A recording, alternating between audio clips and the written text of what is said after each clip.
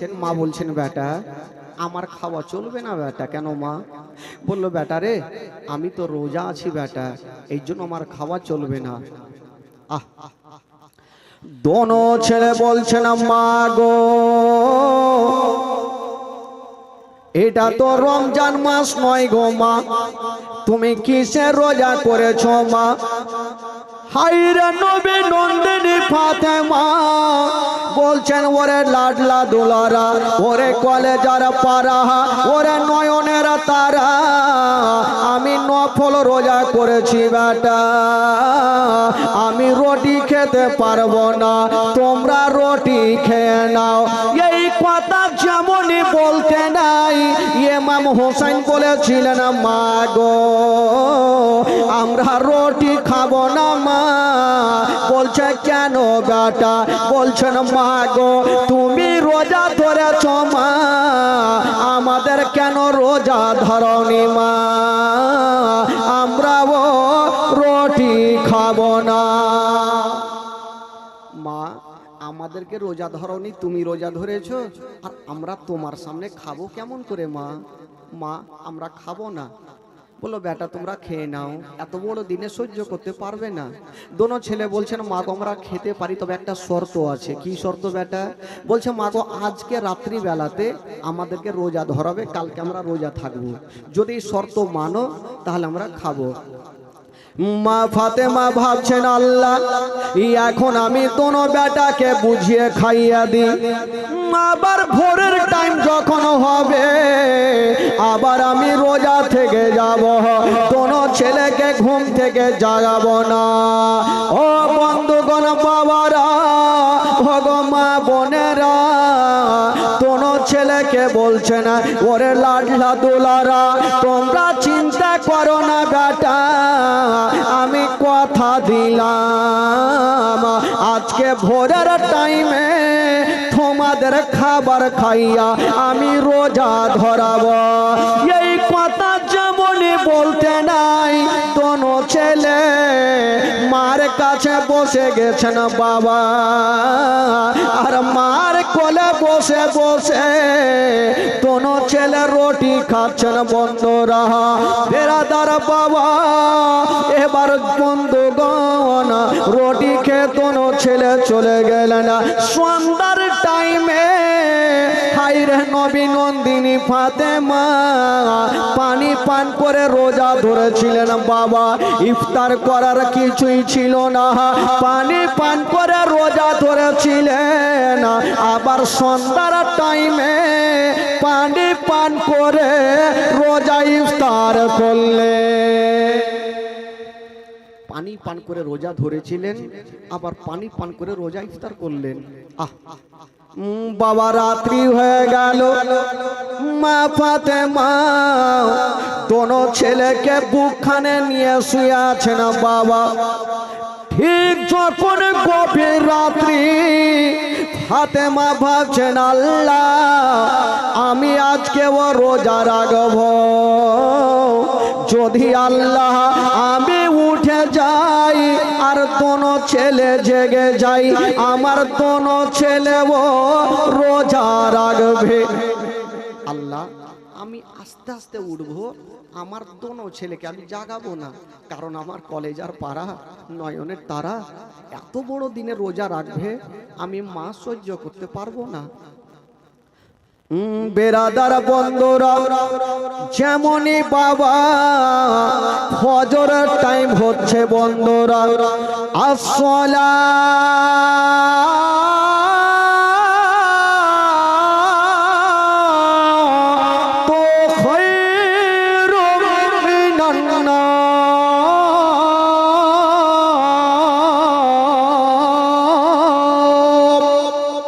ফজরের আজান হচ্ছেন বাবা। মা ফাতেমা যেমনই উঠেছেন দোনো ছেলেকে পার্শ্বে শুয়ে আছেন, দোনো ছেলেকে জাগাবো না বলে উঠেছেন বন্ধুরা। হায়রে ফাতেমা যেমনই এক গিলাস পানি নিয়া মুখে দিতে যাবেন গো, দোনো ছেলের ঘুম ফেলেছেন মা গো, তুমি কথা দিয়েছিলে মা আজকে আমাদের রোজা ধরাবে মা। ও গো জননী মা, আমাদেরকে বিছানায় শুইয়া মা তুমি কেন উঠেছ মা, আমরা ও রোজা ধরবো মা। বেটা বাড়িতে কোনো খাবার নাই রে লাল, এই যে দেখছো পানি ছাড়া কিছু নাই, বেটা তোমরা শুয়ে যাও।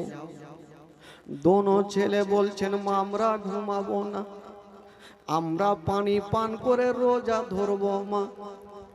হায়রে ফাতেমা ভাবছেন আল্লাহ এখন আমি পানি পান দোনো ছেলেকে করিয়ে দিই, কারণ সকাল হবে আবার আমি কোথাও থেকে ধার করে রুটি খাইয়ে দেব। যেমনই পানি পান করে দোনো ছেলেকে রোজা ধরালেন বাবা, যেমনই রোজা ধরালেন গো সকাল হয়ে গেল। হায়রে নবী নন্দিনী ফাতেমা দোনো ছেলেকে পার্শ্বে ডেকেছেন বাবা, বাড়িতে কোনো খাবার ছিল না। হায়রে মা ফাতেমা এক গিলাস পানি নিয়েছেন আর দোনো ছেলেকে বুক কানে লাগায়া বলছেন ওরে লাডলা দুলারা তোমরা পানি পান করে রোজা ছেড়ে দাও বেটা, তোমরা পানি পান করে রোজা ছেড়ে দাও বেটা।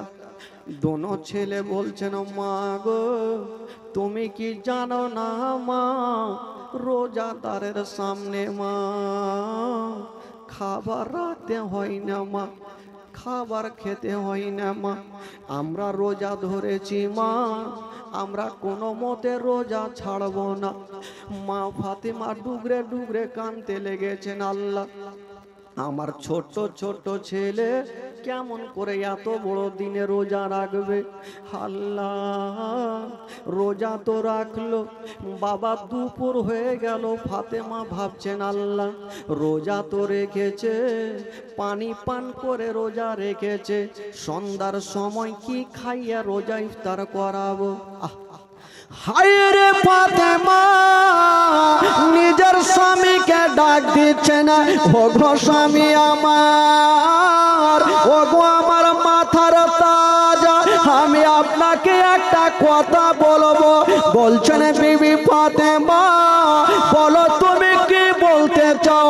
বলছেন স্বামী গো এই যে আমার দুটা কলেজের পাড়া আজকে রোজা রেখে নিয়েছে, আমার বাড়িতে ইফতার করার মতো কোনো জিনিস নাই। স্বামী গো একটু দোনো ছেলের জন্য খাবারের ব্যবস্থা করে দেবেন না, অন্তত পক্ষ সারাদিন না খেয়ে আছে, সন্ধ্যার সময় পানি পান করে রোজা ছাড়বে, রোজা ইফতার করবে, আমি মা সহ্য করতে পারবো না, একটু খাবারের ব্যবস্থা করে দেন। শেরে খোদা আলী ফাতেমার কান্না দেখতে না পেরে পকেটে টাকা নাই, বাবা হাতে তরবারি নিয়ে জঙ্গলের দিকে বেরিয়ে গেলেন।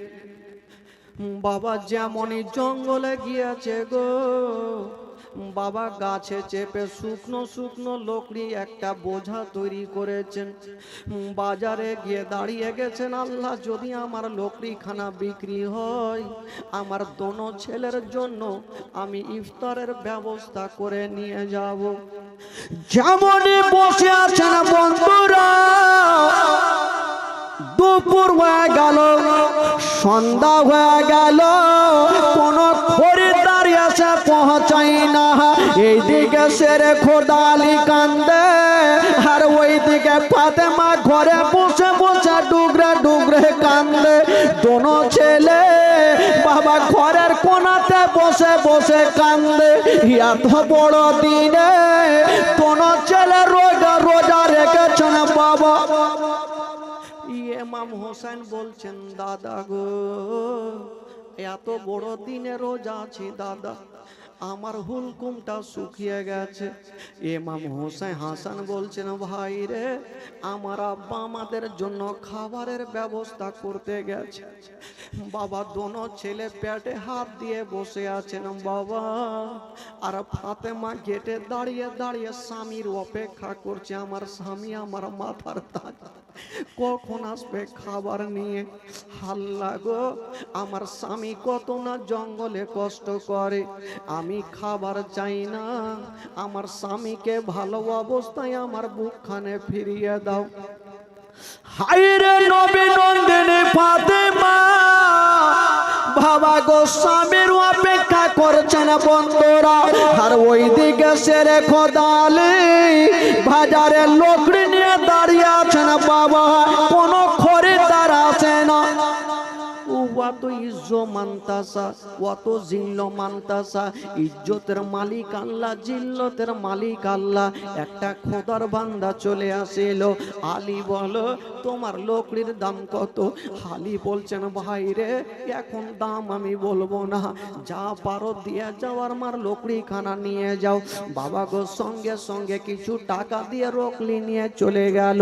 সেরে খোদা আলী ওই টাকা থেকে বাবা গো এক হাফ কেজি আটা খরিদ করলেন, আর আটা নিয়ে বাড়ির দিকে ছুটে যাচ্ছেন দোনো ছেলের কাছে। বেরাদার যেমনই বাবা বারান্দায় গিয়েছেন, ফাতেমার নজর স্বামীর ওপরে পড়ে গেছেন।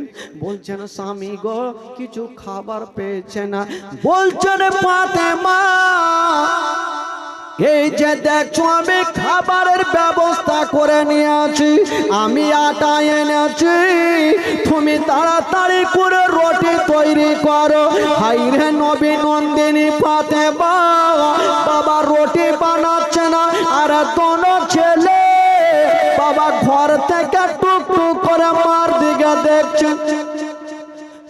ইমাম হাসান বলছেন ভাই হোসেন রে, এখনই মার হাতে আমরা রুটি খেয়ে ইফতার করব। ভাই একটু আর সহ্য করো, সূর্যটা লাল হয়ে গেছে। বাবা গো তিনটা রুটি তৈরি করে ফাতেমা সুন্দর করে জায়নামাজ বিছায়া থালাতে রেখে দিয়েছেন। একদিকে ইমাম হাসান হোসেন বসেছেন, একদিকে নবী নন্দিনী ফাতেমা বসেছেন, একদিকে সেরে খোদা আলী বসে আছেন। কখন সূর্যটা ডুববে রোজা ইফতার করব। যুবক বন্ধুরা নসিবে কি ঘটে গেল বাবা, যেমনই সূর্যটা ডুবতে যাবে ইমাম হাসান বাবা রুটির দিকে দেখেছিল, ইমাম হুসাইন যেন বাবা রুটির দিকে দেখেছিল। হঠাৎ করে গেটে একজন যেন আওয়াজ দিয়ে দিল, ও ফাতেমা তুমি দরওয়াজা খুলো। ফাতেমা ভাবছেন আল্লাহ এমন কে চলে আসলো, কে ডাক দিচ্ছে। যেমনই দরওয়াজা খুলেছে গো, দেখছেন একজন আল্লাহওয়ালা ফকির দাঁড়িয়ে দাঁড়িয়ে চোখের পানি ঝরাচ্ছে। ফাতেমা বলছেন বাবা কি খবর? বলছেন মা আমি তোমার দরবারে এসেছি মা, যদি কিছু পারো মা আমাকে অল্পটুকু খাবার দিয়ে দাও। ফাতেমা কাঁদতে কাঁদতে মাটিতে বসে গেল। ভাবছেন আল্লাহ গো, আমার দোনো ছেলে সারাদিন ধরে অনাহারে রোজা রেখেছে, আল্লাহ আমি ফকিরকে রুটি দেব কি করে? একদিকে সেরে খোদা আলী কান্দে, একদিকে মা ফাতেমা কান্দে।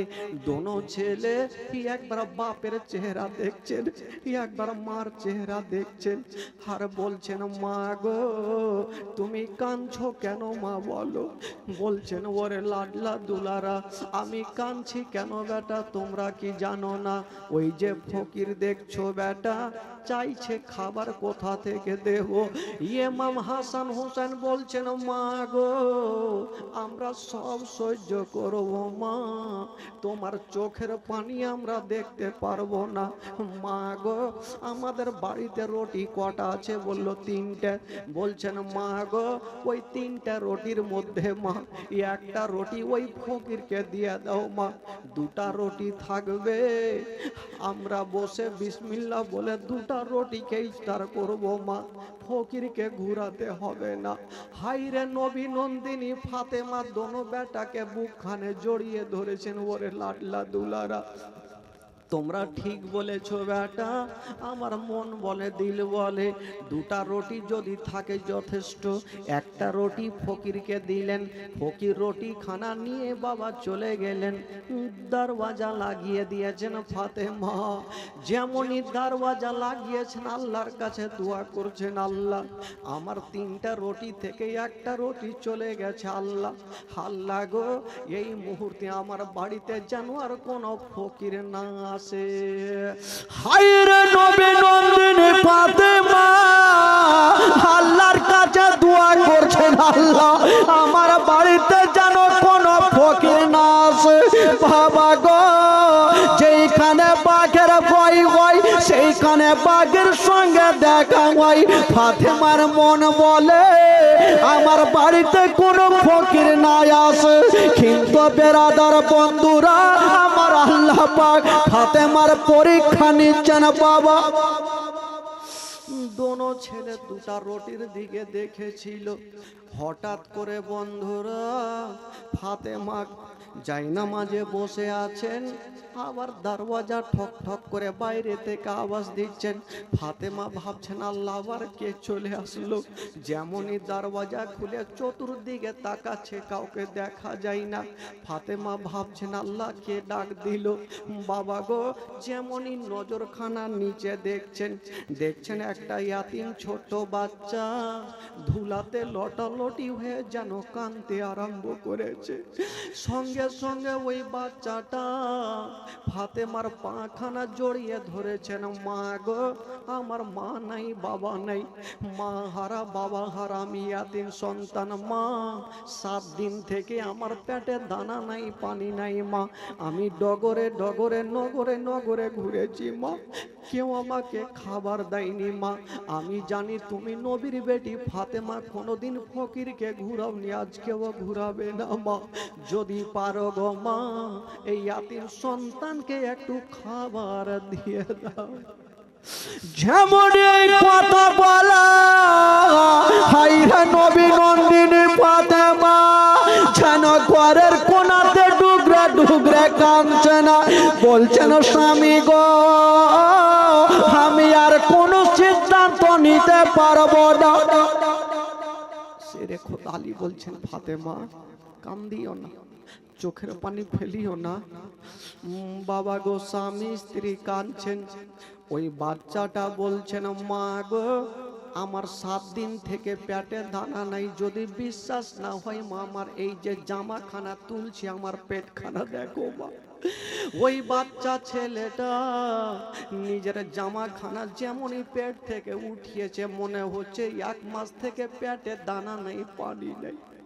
ফাতেমা বলছেন আল্লাহ আমার বাড়িতে 2টা রুটি, আমি বাচ্চাটাকে দেব না আমার দোনো বেটাকে দেব, আমি সিদ্ধান্ত নিতে পারি না। একদিকে ফাতেমা কান্দে, একদিকে সেরে খোদা আলী কান্দে। দোনো ছেলে মার দিকে দেখছে, মা কাঁদছে কেন, আব্বা কাঁদছে কেন, বাচ্চাটা কাঁদছে কেন। দোনো ছেলে পেটে হাত দিয়েছিল, আস্তে আস্তে উঠে গিয়ে ছোট ছোট হাতে মার চোখের পানি মুছছে, মার চোখের পানি মুছে দিচ্ছে আর বলছেন মা গো ও গো জননী মা, মা তুমি কান্দিও না মা, মা যদি তুমি কান্দো গো মা তোমার থেকে আমাদের মন খানা বেশি কাঁদে মা, তুমি কান্দিও না মা, তুমি কেন কাঁদছো বলো। বলছেন বেটা রে আমি কেন কাঁদছি যদি তোমাদের বলে দি বেটা তোমার পা থেকে জমিন সরে যাবে। দোনো ছেলে বলছেন মা গো তুমি কেন কাঁদছো মা, আমরা সব জেনে গিয়েছি।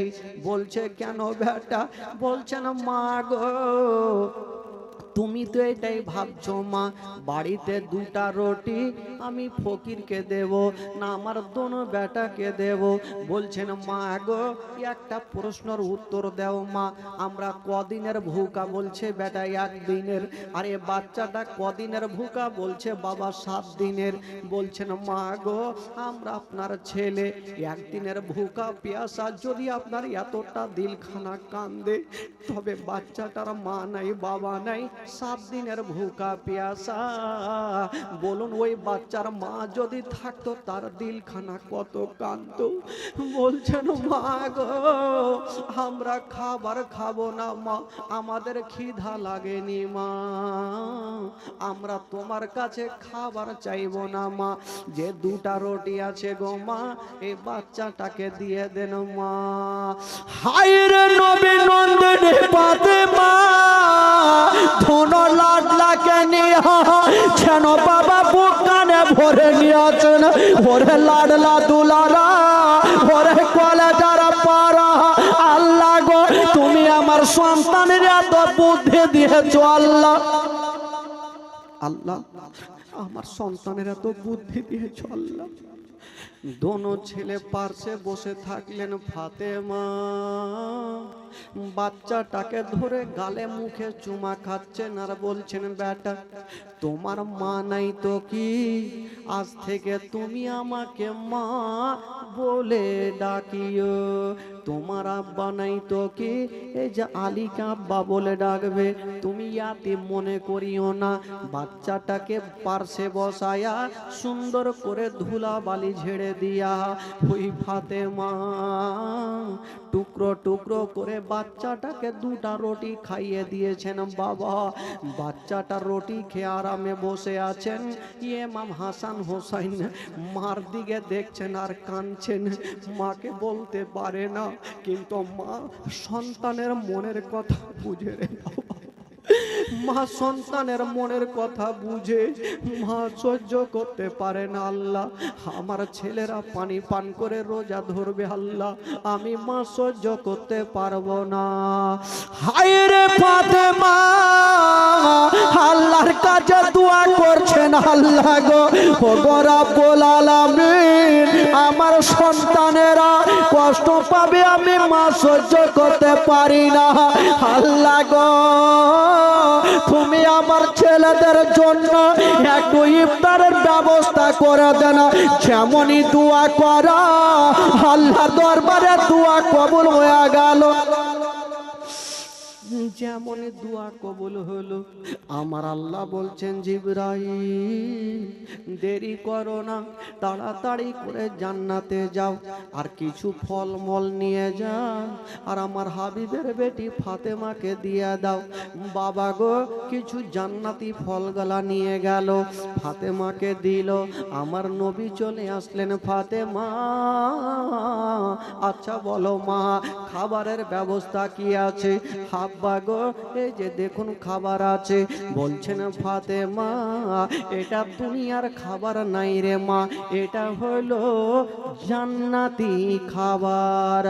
বাবা গো হাইরে নবী নন্দিনী ফাতেমা শেরে খোদা আলী শুকরানা নামাজ আদায় করলেন আর দোনো ছেলেকে পার্শ্বে বসায়া হাইরে ফাতেমা নিজের হাত দিয়া দোনো বেটাকে ইফতার করালেন। জোরে বলুন সুবহানাল্লাহ। দোনো বেটাকে ইফতার করালেন। বাবা ও যুবক বন্ধুরা, ও গো মা বোনেরা, মা সন্তানদের যদি কষ্ট হয় গো তবে মায়ের মনখানা বেশি কান্দে। বাবা গো ও গো আমার বন্ধুগণ বাবারা কেতাবে লিখছেন বাবা ইমাম হাসানের বয়স হলো 8 বছর আর ইমাম হোসেনের বয়স হলো বাবা 7 বছর। বাচ্চা বাচ্চা ছেলে।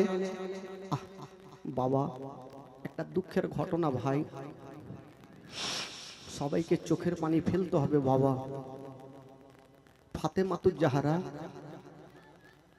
একদিন দোনো ছেলেকে পার্শ্বে বসিয়েছেন আর গালে মুখে চুমা খাচ্ছেন।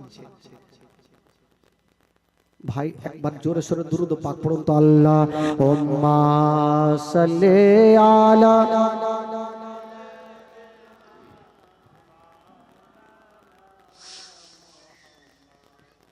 ওয়ালা আলে সাইয়্যিদিনা ওয়ালা আলে সাইয়্যিদিনা। একবার গোটা মাজমা বলুন তো সুবহানাল্লাহ। যিনারা সত্যিকারী নবীকে ভালোবাসেন একটু হাত তুলে বলুন সুবহানাল্লাহ। জোরে বলুন ইয়া রাসূলুল্লাহ। আপনাদের ঘুম লাগছে নাকি গো? এই বাদিহার হুড়কি তো এখনো হয়নি, আর বাদিহার হুড়কি যখন হবে একটাও থাকবে না। ভাই বেরাদার বন্ধুগণ বাবাজি আমার, তবে আসুন একটু আমার সঙ্গে একটু তাল দিয়ে দেন, তাহলে আপনাদের ঘুমটা ভাঙবে আর জীবনের দুঃখের বাইনটা আমাকে শোনাতেও ভালো লাগবে। একবার আমার সাথে গোটা মাজমা পড়েন। हाँ तुम भी करके उनका चर्चा अपने दिल चमकाओ,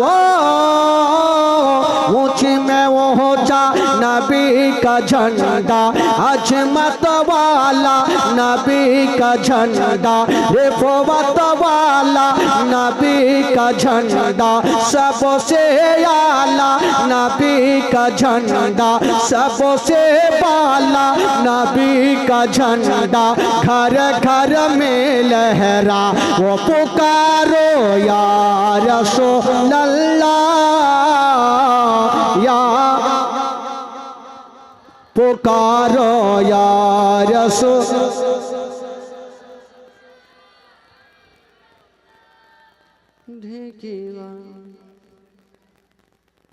এত লোক বসে আছেন, তোমার আওয়াজই উঠে না, কেমন কথা? ইসি কি একই জীবনে হবে?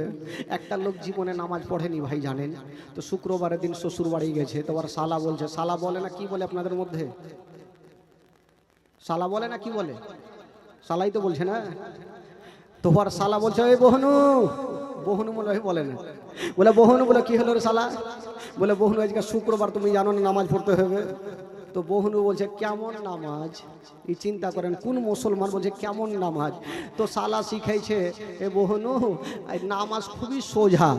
শালা ভাবলো যে আজকে যদি বহনু নামাজ পড়তে না যায় তাহলে গ্রামের মান সম্মান থাকবে না, যেমন করে হোক একে রাজি করিয়ে নিয়ে যেতে হবে। বলে বহনু এক কাজ করো, মসজিদে চলো, যে দেখবে যে যেমন করবে দেখে দেখে তুমি ওই রকম নামাজ পড়ে নিও। কিছু কিছু লোককে দেখবেন সূরা জানে না, কিন্তু মসজিদে গিয়ে দেখবেন ওর বেলেটের মতো, মানে মুখ যে কি বলছে আল্লাহই জানে, ও কিন্তু জানে না কিছু, কিন্তু ওর মুখ বন্ধ থাকে না, মানে ঠোঁট একদম হিলতে আছে।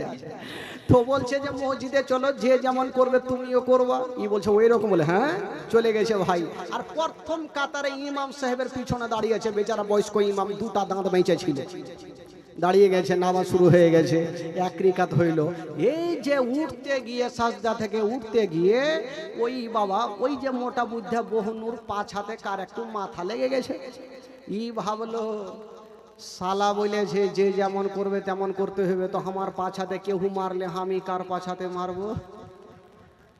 ই তো সামনে দুটা দাঁত বলা ইমাম ভাবছে ইয়াকে হুড়াইতে, এমন ভাবে দিলে হুড়িয়ে মুখের ভরে গেল দুটা দাঁত ঠিক না, ডান দিকে হুড়া মারছে, এই বহনু ই ভাবছে ফের আমাকে হুড়াইতে হবে লাগছে, এমন ভাবে দিলে সব উল্টা, বাম দিকে ফের হুড়া মারছে, কি করছো? ই বলছে ইমাম সাহেবের দাঁত ভাঙলো, ইয়ারা পড়লো, তোর আম্মায়ের খাবার লেগে হুড়া মারছিস।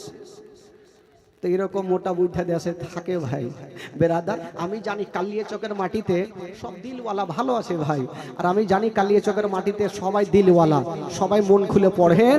যদি পড়া হয় গুনাহ আমাকে দিবেন, নেকি হলে আপনারা নেবেন। আমার সাথে গোটা মাজমা পড়ুন। पुकारो या रसूल अल्लाह, या गोटा मजमा, पुकारो या रसूल अल्लाह, सरकार की आमद।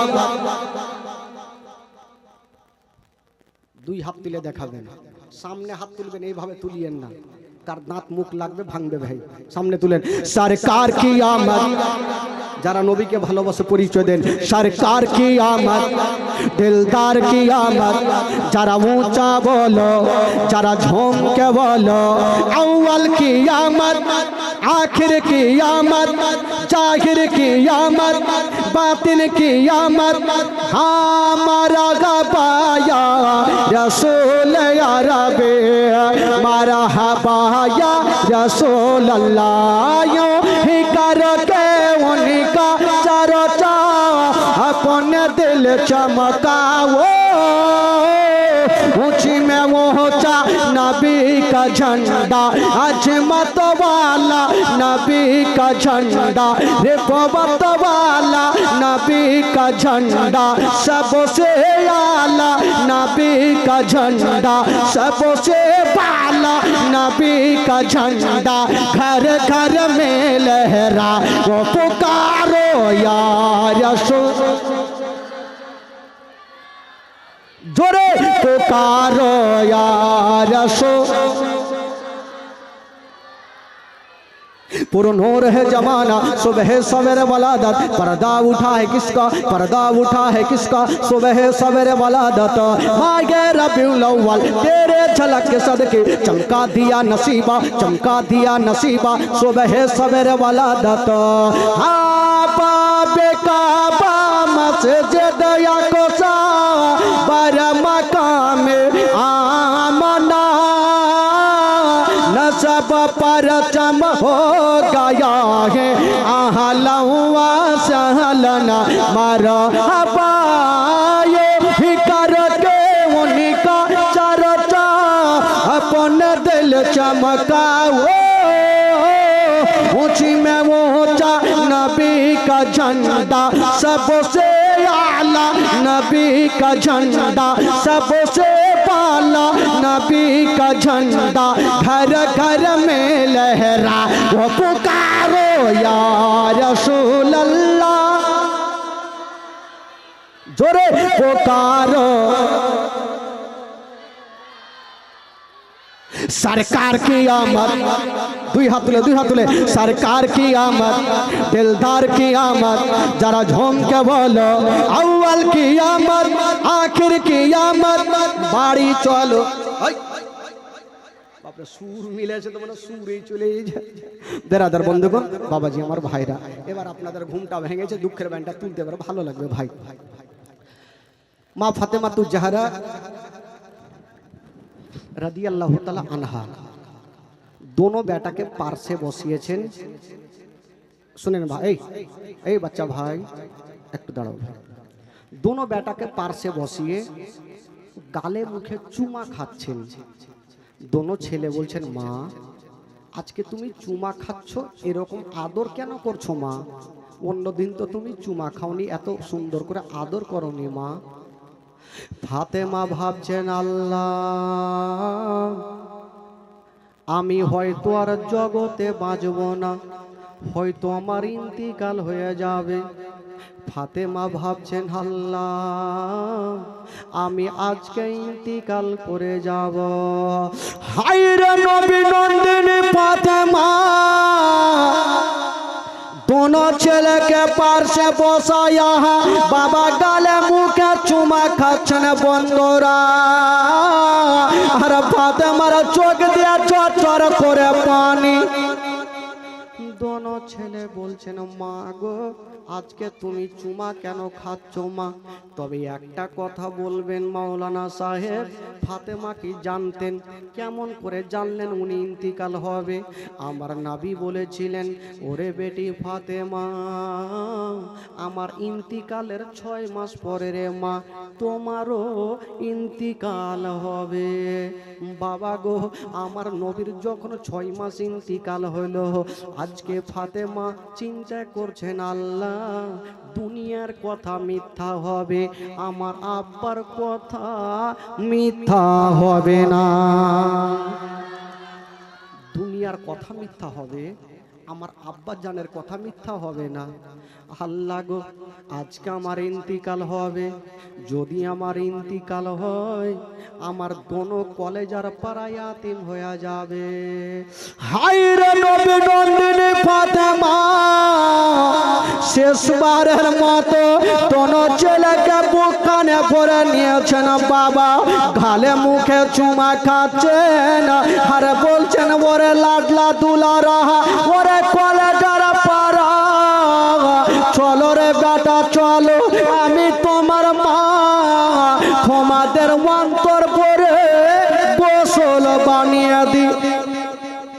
ফাতেমা দোনো ছেলেকে নিয়ে গেলেন আর গোসল দিচ্ছেন। বাবা আর ফাতেমার চোখ দিয়ে ঝরঝর করে পানি। দোনো ছেলে বলছেন, মা গো আজকে তুমি আমাদের গোসল দিচ্ছ মা, কিন্তু তোমার চোখ দিয়ে কেন পানি? ফাতেমা বলছেন, বেটা আজকে তোমাদের গোসল বানিয়ে দিচ্ছি বেটা, মনে হয় আর কোনোদিন গোসল দিতে পাবো না। বাবা গো এই ঘটনা যখন বইয়ে পড়েছিলাম বাবা, মা গো তখনই চোখের পানি ঝরঝর করে ফেলেছিলাম বাবা গো, আজকে সেই ঘটনা তুলে ধরেছি মা। বেরাদার বন্ধুরা, ফাতেমা বলছেন, বেটারে তোমাদের গোসল বানিয়ে দিচ্ছি, আর হয়তো কোনোদিন গোসল দিতে পাবো না। দোনো ছেলে বলছেন, মা গো ও গো জননী মা, তুমি কেন আজকে এই কথা বলছো মা? তুমি কি জানো না মা, যদি তুমি আমাদের ছেড়ে চলে যাও মা, আমাদের সারা জীবনটা অন্ধকার হয়ে যাবে। মা গো যে সন্তানের বাপ মা দুনিয়াতে নাই, তার দুনিয়াতে মা কিছুই নাই। মা গো তুমি মরণের কথা বলিও না মা, এই কথা বলতে নাই। মা ফাতেমা দোনো বেটাকে বুকে রেখেছে, ভাবছেন আল্লাহ যদি আমার ইন্তিকাল হয়ে যায়, আমার কলেজার পাড়ার দেখভালের দায়িত্ব কে নেবে? ফাতেমা নিজের স্বামীকে ডাক দিচ্ছেন, স্বামী গো ও গো আমার মাথার তাজ, একটু আমার কাছে চলে আসুন।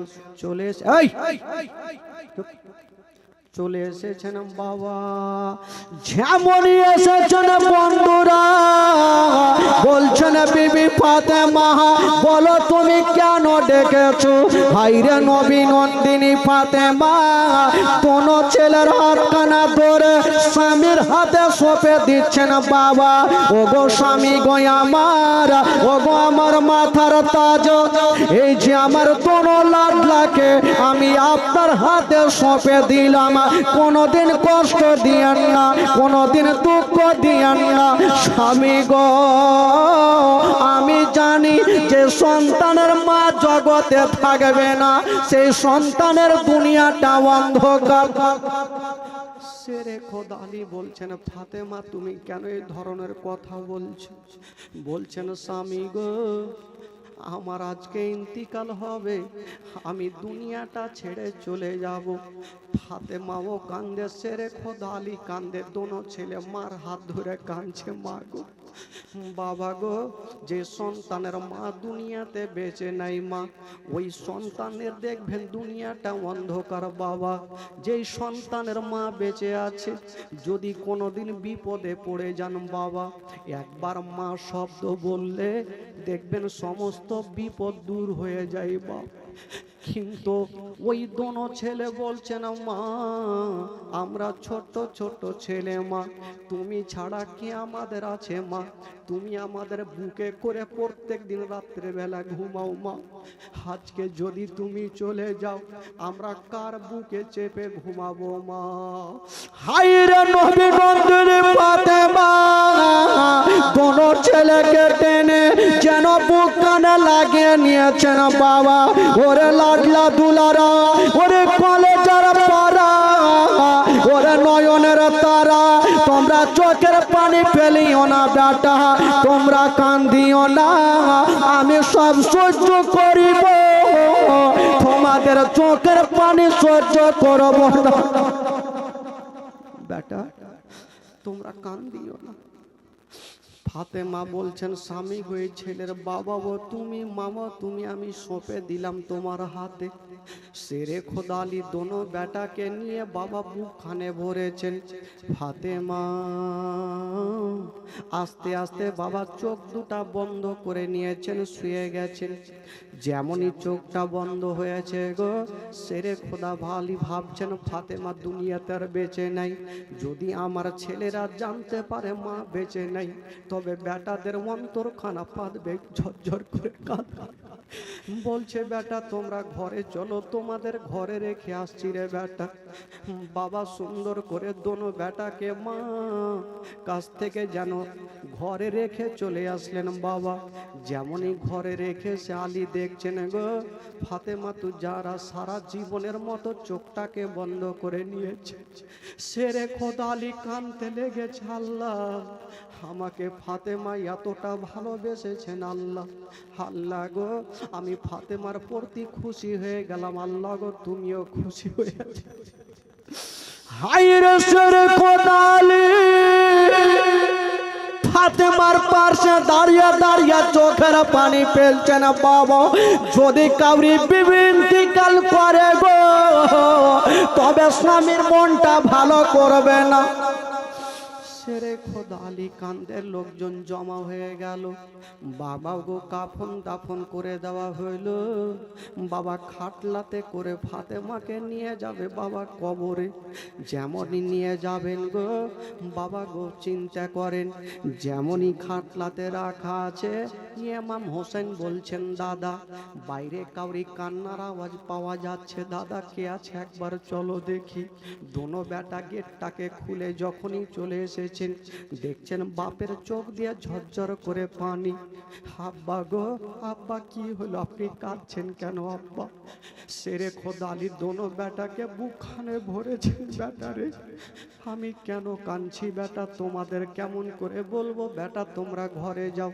বলছেন আব্বা গো আমার মাঝে ছিল মা কোথায় গেল আব্বা? বলছে বেটা রে তোমার মা এত দূরে চলে গেছে বেটা, আর কখনো তোমাদের ছেলে বলে বুকখানে নেবে না। বলছেন আব্বা গো কি এমন হলো, আমার মা কোথায় গেল আব্বা, কেন আমার মা কোলে নেবে না? আব্বা গো আমার মা কোথায় আছে বলো? বলছেন বেটা রে এই যে দেখছো খাটলাতে তোমার মা শুয়ে আছে বেটা। বলুন ছোট ছোট ছেলেরা যদি মায়ের লাশখানা দেখে বলুন ওই বাচ্চার অবস্থা কি হতে পারে, দিলখানা কত কাঁদতে পারে। ইমাম হাসান হোসেন মার কাছে দাঁড়িয়ে গেছেন আর বলছেন মা গো আমরা আপনার ছেলে, আমাদের প্রত্যেক দিন তুমি কোলে নিয়ে আরাম করতে মা, মা গো একবার আমাদের বুকখানে জড়িয়ে ধরে নাও বেটা বলে বুকে না গাও। যারা মাকে হারিয়েছে তাদেরকে বলবে মা হারার ব্যথা কতটা।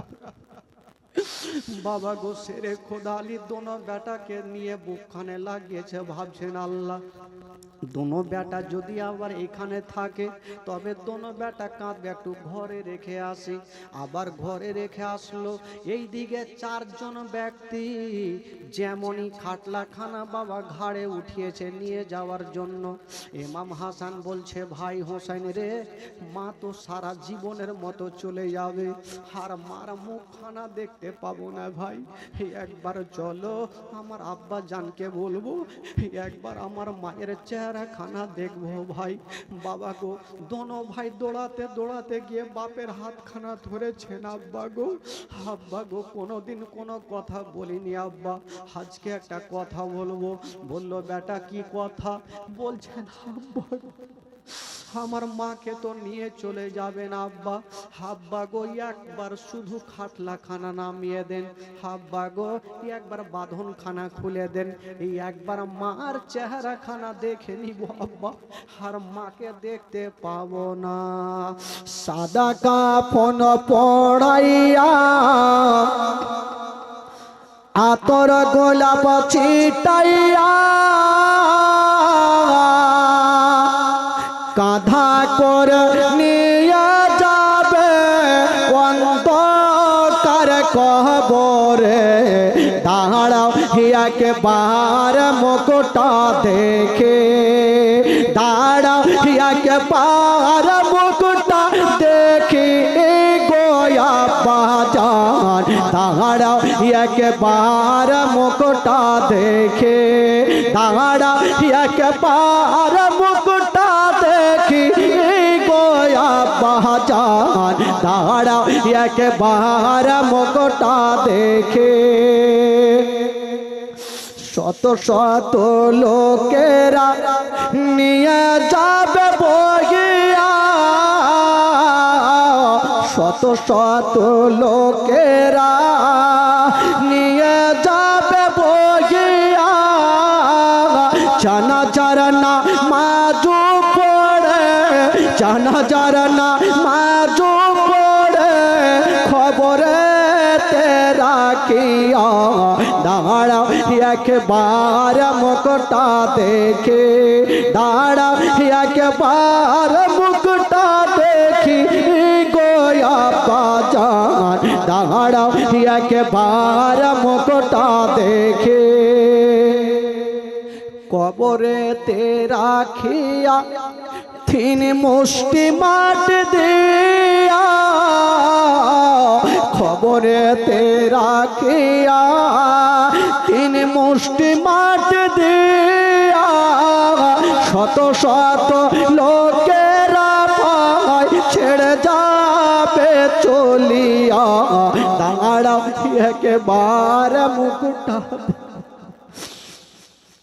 দোনো ছেলে বলছেন আব্বা একবার মাকে আর মাকে দেখতে পাবো না একবার খাটলা খানা নামিয়ে দেন মার চেহারা দেখবো কোনো বেটা বেটি যদি বাপের হাতখানা ধরে বাপের এক কদম আগে বাড়বে না সেরে খোদালি বলছে কি আছো গো একবার দাঁড়িয়ে যাও একবার খাটলা খানা রেখে দাও বাঁধন খানা খুলে দাও যেমনই খাটলা খানা রেখে বাঁধন খানা খুলেছে গো দোনো বেটা মার চেহারা খানা দেখছেন মনে হচ্ছে মার ওপরে পড়ে যাবে সেরে খোদালি টেনে বুকে লাগালো বেটা তোমরা কান্দিও না বেটারে সবাই যখন বেটা সময় আসলে সবাইকে দুনিয়াটা ছেড়ে চলে যেতে হবে বেটা দোনো ছেলে কানতে থাকলো আর ওই দিকে দোনো বেটি জাইনাবু মেকুলসুম কানতে থাকলো বাবা গো সবাই কানতে থাকলো ফাতেমাকে নিয়ে চলে যাচ্ছে না বন্ধুরা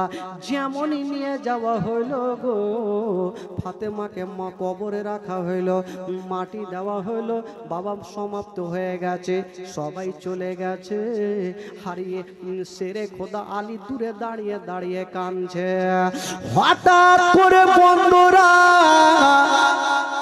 একটা লোক চলে আসিল খালি তুমি আর কান্দিও না তাড়াতাড়ি করে বাড়ি যাও যদি তোমার দেরি হয় তোমার দোনো বেটাও হারিয়ে যাবে কেন আমার দোনো বেটার কি হলো বলছে হুজুর যখন আমরা মাটি দিয়ে গেলাম দেখি হুজুর আপনার দোনো বেটা গাছের তলাতে গড়াগড়ি দিতেছে মা মা বলে কাঁদছে সেরে খোদা আলী চোখের পানি মুছে দিয়ে দৌড় দিয়ে গেল দেখছেন বাবা গো দোনো ছেলে গাছের তলাতে লটালটি করছে বুক খানে লাগালো বাবা গো একদিকে জাইনাবু মেকুলসুম কাঁদছে একদিকে বাবা গো সবাই যারে যার হয়ে কাঁদছে সেরে খোদা আলী দোনো বেটাকে বুক খানে লাগালো আর বলছেন বেটা রে আর মা মা বলে কান্দিও না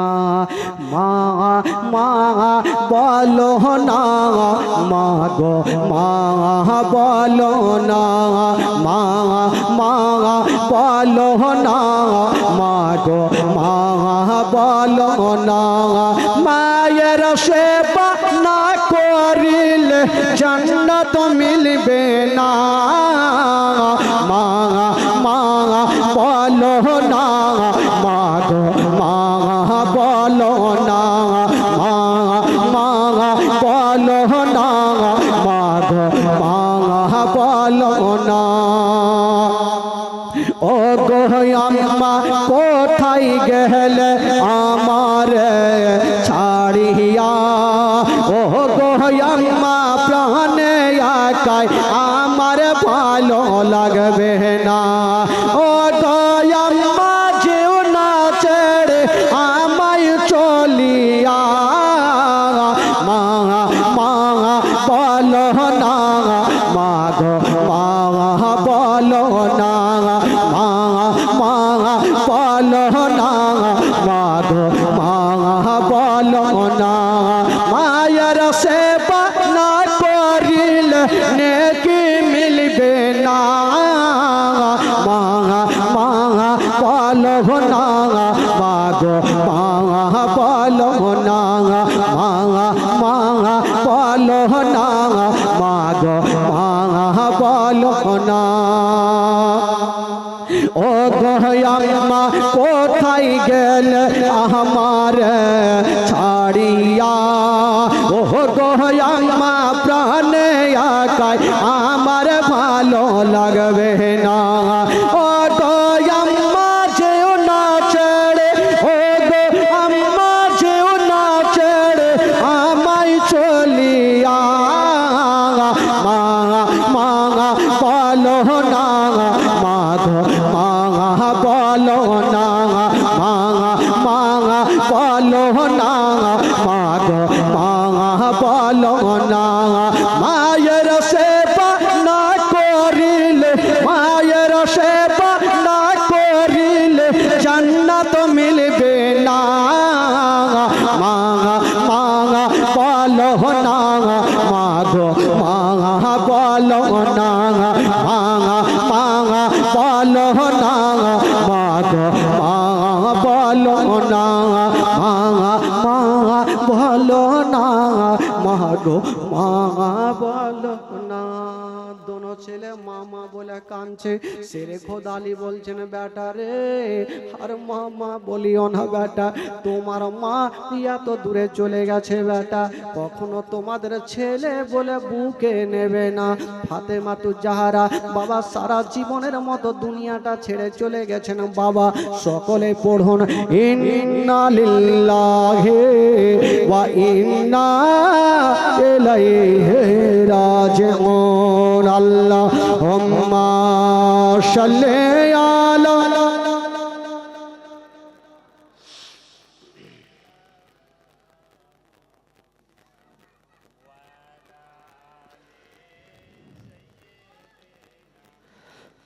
মাওলানা মুহাম্মদ আল্লাহুম্মা সাল্লি আলা সাইয়্যিদিনা মাওলানা মুহাম্মদ ওয়া আলা আলিহি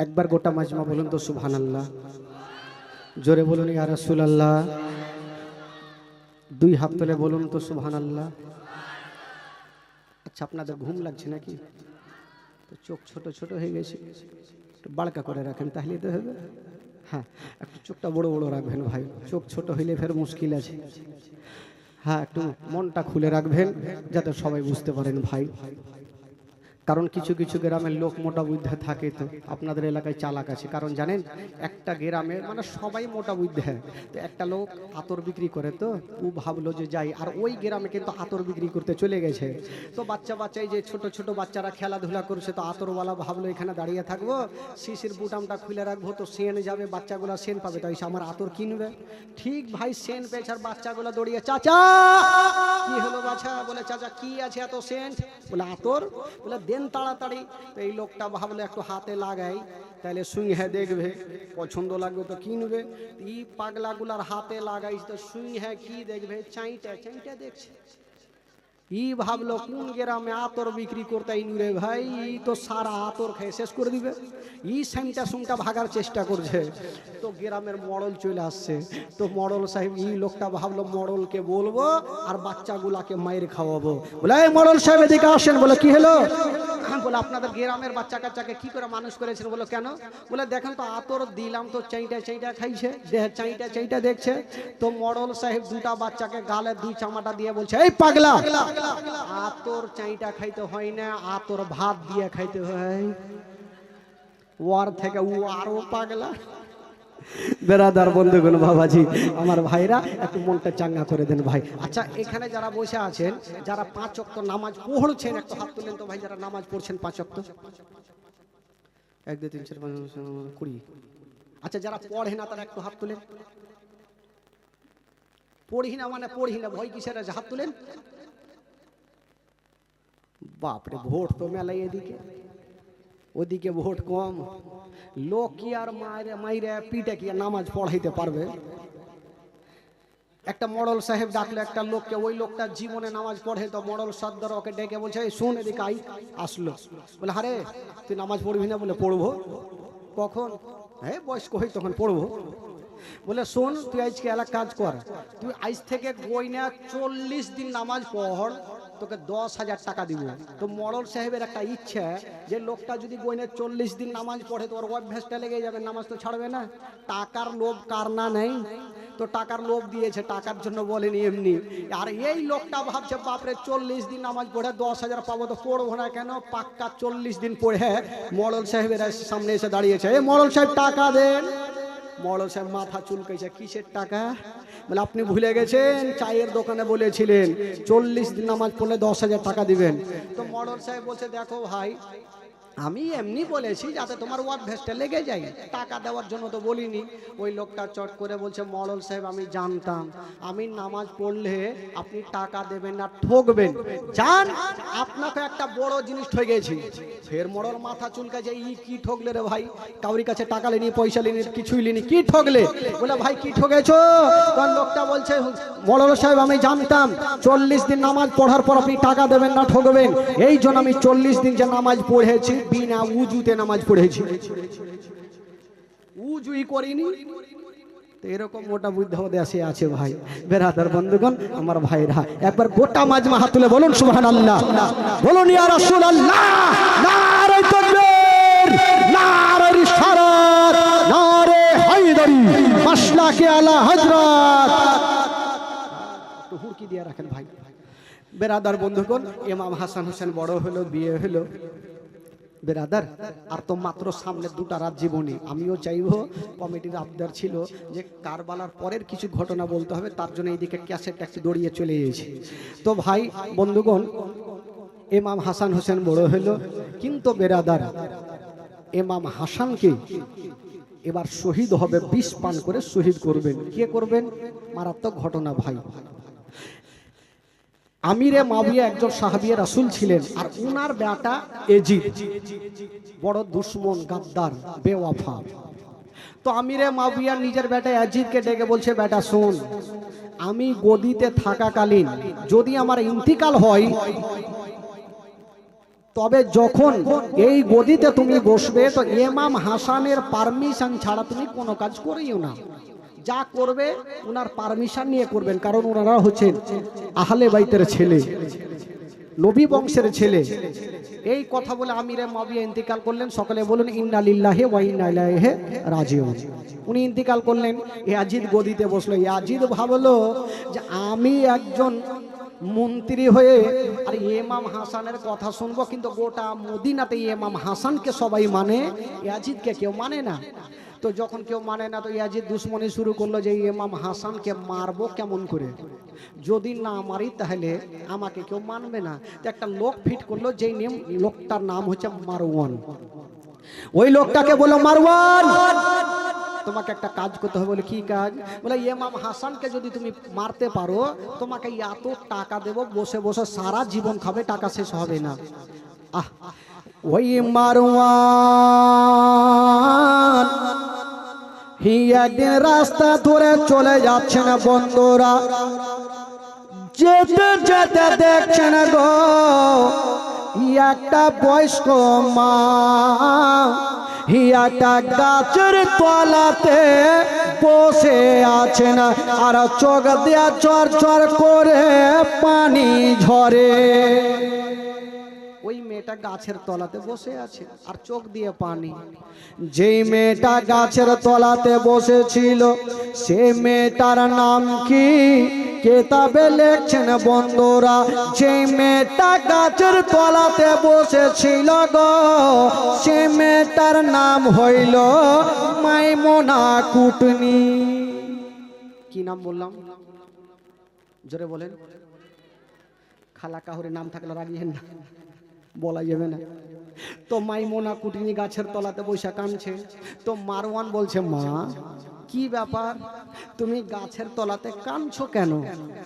বলছেন, বাবা দেখছো সবারই পাকা পাকা বাড়ি, আর আমার হলো টাটি বাড়ি। টাকা না থাকার কারণে আমি পাকা বাড়ি দিতে পারি না।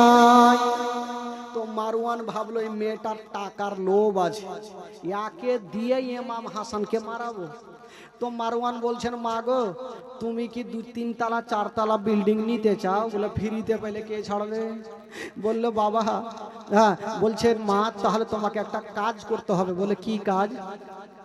বলছেন মা গো যদি তুমি ইমাম হাসানকে ছলে বলে মারতে পারো মা, তোমাকে এত টাকা দেব সারা জীবন বসে খাবে মা, তোমার টাকা খতম হবে না। যদি তুমি ইমাম হাসানকে মারতে পারো প্রচুর টাকা দেব। ওই মেয়েটা বলছেন বাবা যেই কথা বলেছ আর বলিও না। বললো কেন? বলে ইমাম হাসানকে সবাই মানে ভালোবাসে, নবী বংশের ছেলে, আমি এত বড় কাজ করতে পারবো না। মারওয়ান বলছেন মা তোমার ডিসিশন এখন আমি নিব না, তুমি বাড়ি যাও, বাড়ি গিয়ে ভাবনা চিন্তা করো, যদি তোমার ডিসিশন হয় আবার কালকে এই গাছের তলাতে এসে বলে দিও। বলে ঠিক আছে যাও। ওই মেয়েটা বাড়ি গেল, বিছানাতে শুয়ে আছে আর ভাবছেন আল্লাহ যদি আমি ইমাম হাসানকে মেরে দিই তবে প্রচুর টাকার মালিক হব।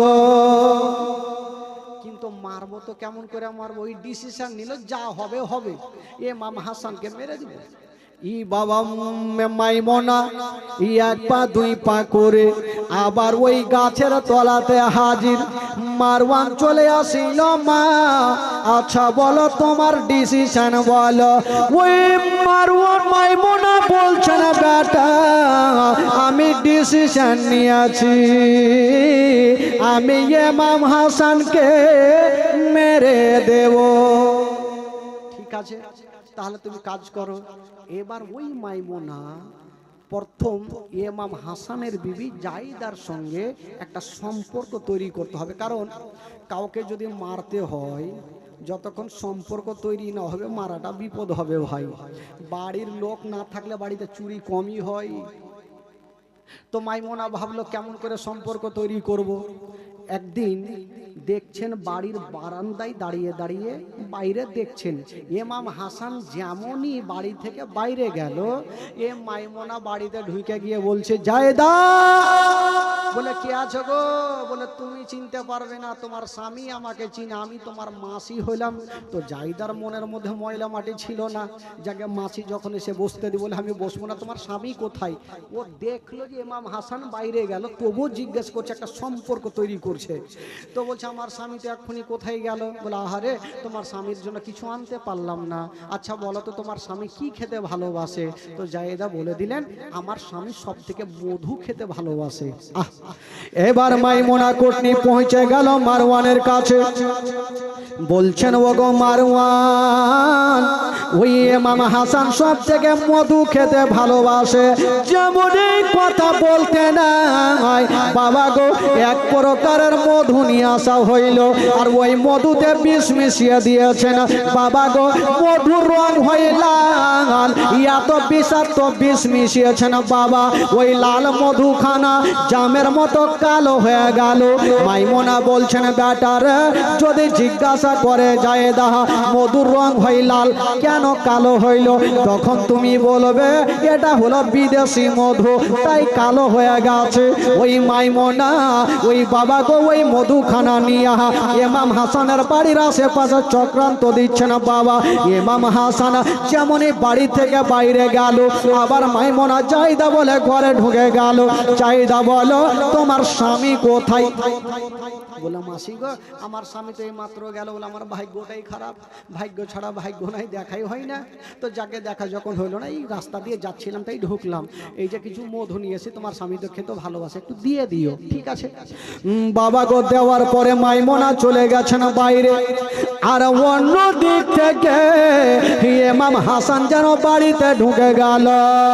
ও যুবক বন্ধুরা ও ওগো সোনা মানিকেরা যেমনই ঢুকেছেন বাবা বলছেন ও জায়দা আচ্ছা বলো বাড়িতে কোনো খাবার আছে কিনা। জায়দা ভাবছেন আল্লাহ সর্বপ্রথম মাসি যে মধুখানা দিয়ে গেছে ওই মধুখানা আমার স্বামীর সামনে হাজির করে দিই, তারপরে খাবার হাজির করব। মধুখানা দিয়েছেন, বলছেন স্বামী গো এই মধুখানা আপনি খেয়ে নিন, তারপর আপনাকে খাবার দিচ্ছি। ইমাম হাসান নিজের আঙুল খানা লাগায়া বাবা মধুতে লাগায়া যেমনই মুখে দিয়েছেন বন্ধুরা, যেমনই মুখে দেওয়া গেল ওই মধুখানা যেমনই পেটের ভিতরে চলে গেছেন বাবা কলেজা জ্বলতে আরম্ভ করে দিল। ইমাম হোসেন গোড় দিতে আরম্ভ করেছেন, ও বিবি আমার তুমি আমাকে মধু দিয়েছো না বিষ দিয়েছো বলো। বললেন স্বামী গো ও গো আমার মাথার তাজা আমি কিছু জানি না, মাসি দিয়ে গেছে বিসমিল্লাহ বলে আপনার সামনে হাজির করেছি। বললেন বিবি রে এটা মধু নাই মধু নাই এটা বিষ হয়ে গেছে। বললো বিবি রে আমার বিষ ঠান্ডা হবে না, তাড়াতাড়ি করে আমার নানা রওজা মোবারকাতে নিয়ে চলো। জায়েদা নিজের স্বামীকে ধরে নিয়া বাবা গো এক পা দুই পা করে পৌঁছে গেলেন বাবা ওই কি বলে নবী পাকের রওজা মোবারকাতে। যেমনই পৌঁছে গেছেন বন্ধুরা বিসমিল্লাহ বলে নানা রওজাতে যেমনই হাত কানা দিয়েছেন বন্ধুরা সঙ্গে সঙ্গে সমস্ত বিষ কানা পানি হয়ে গেল।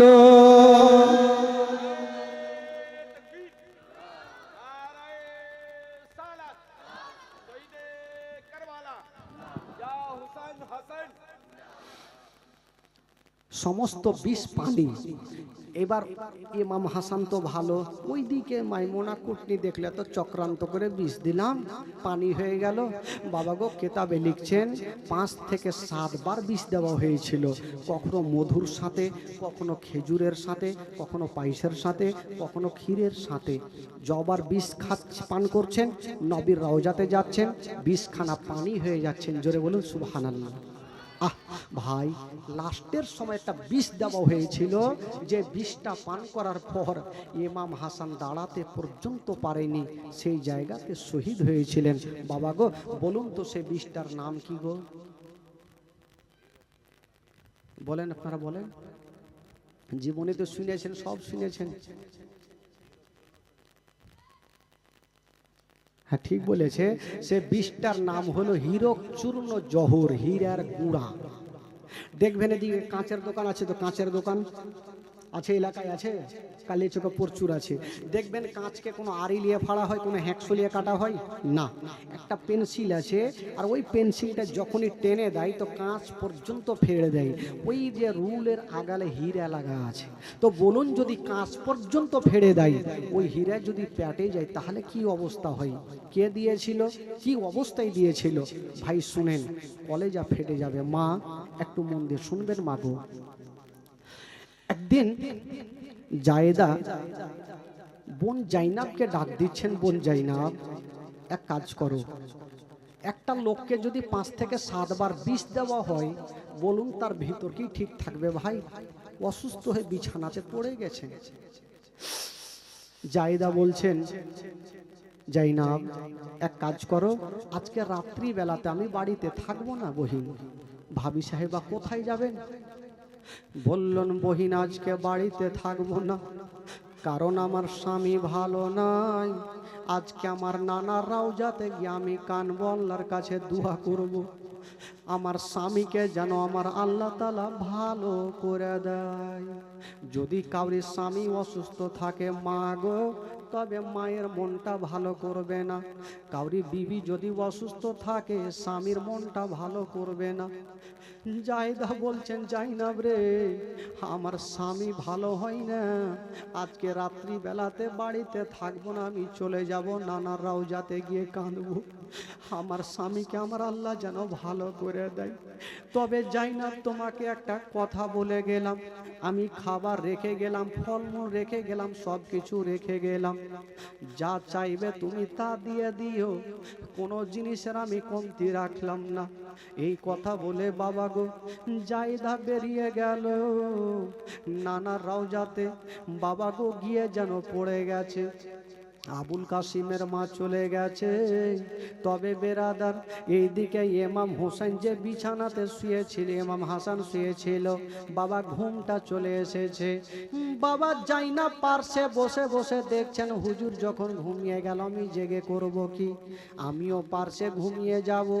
বাবা ওই যাই না ও একটা বিছানাতে ঘুমিয়ে গেল, ইমাম হোসেন হাসানও ঘুমিয়ে গেছেন একটা বিছানায়, যাই নামাজ কি বলে যাই জয়নব ঘুমিয়ে গেছে না। যেমনই ঘুমিয়েছে না বন্ধুরা,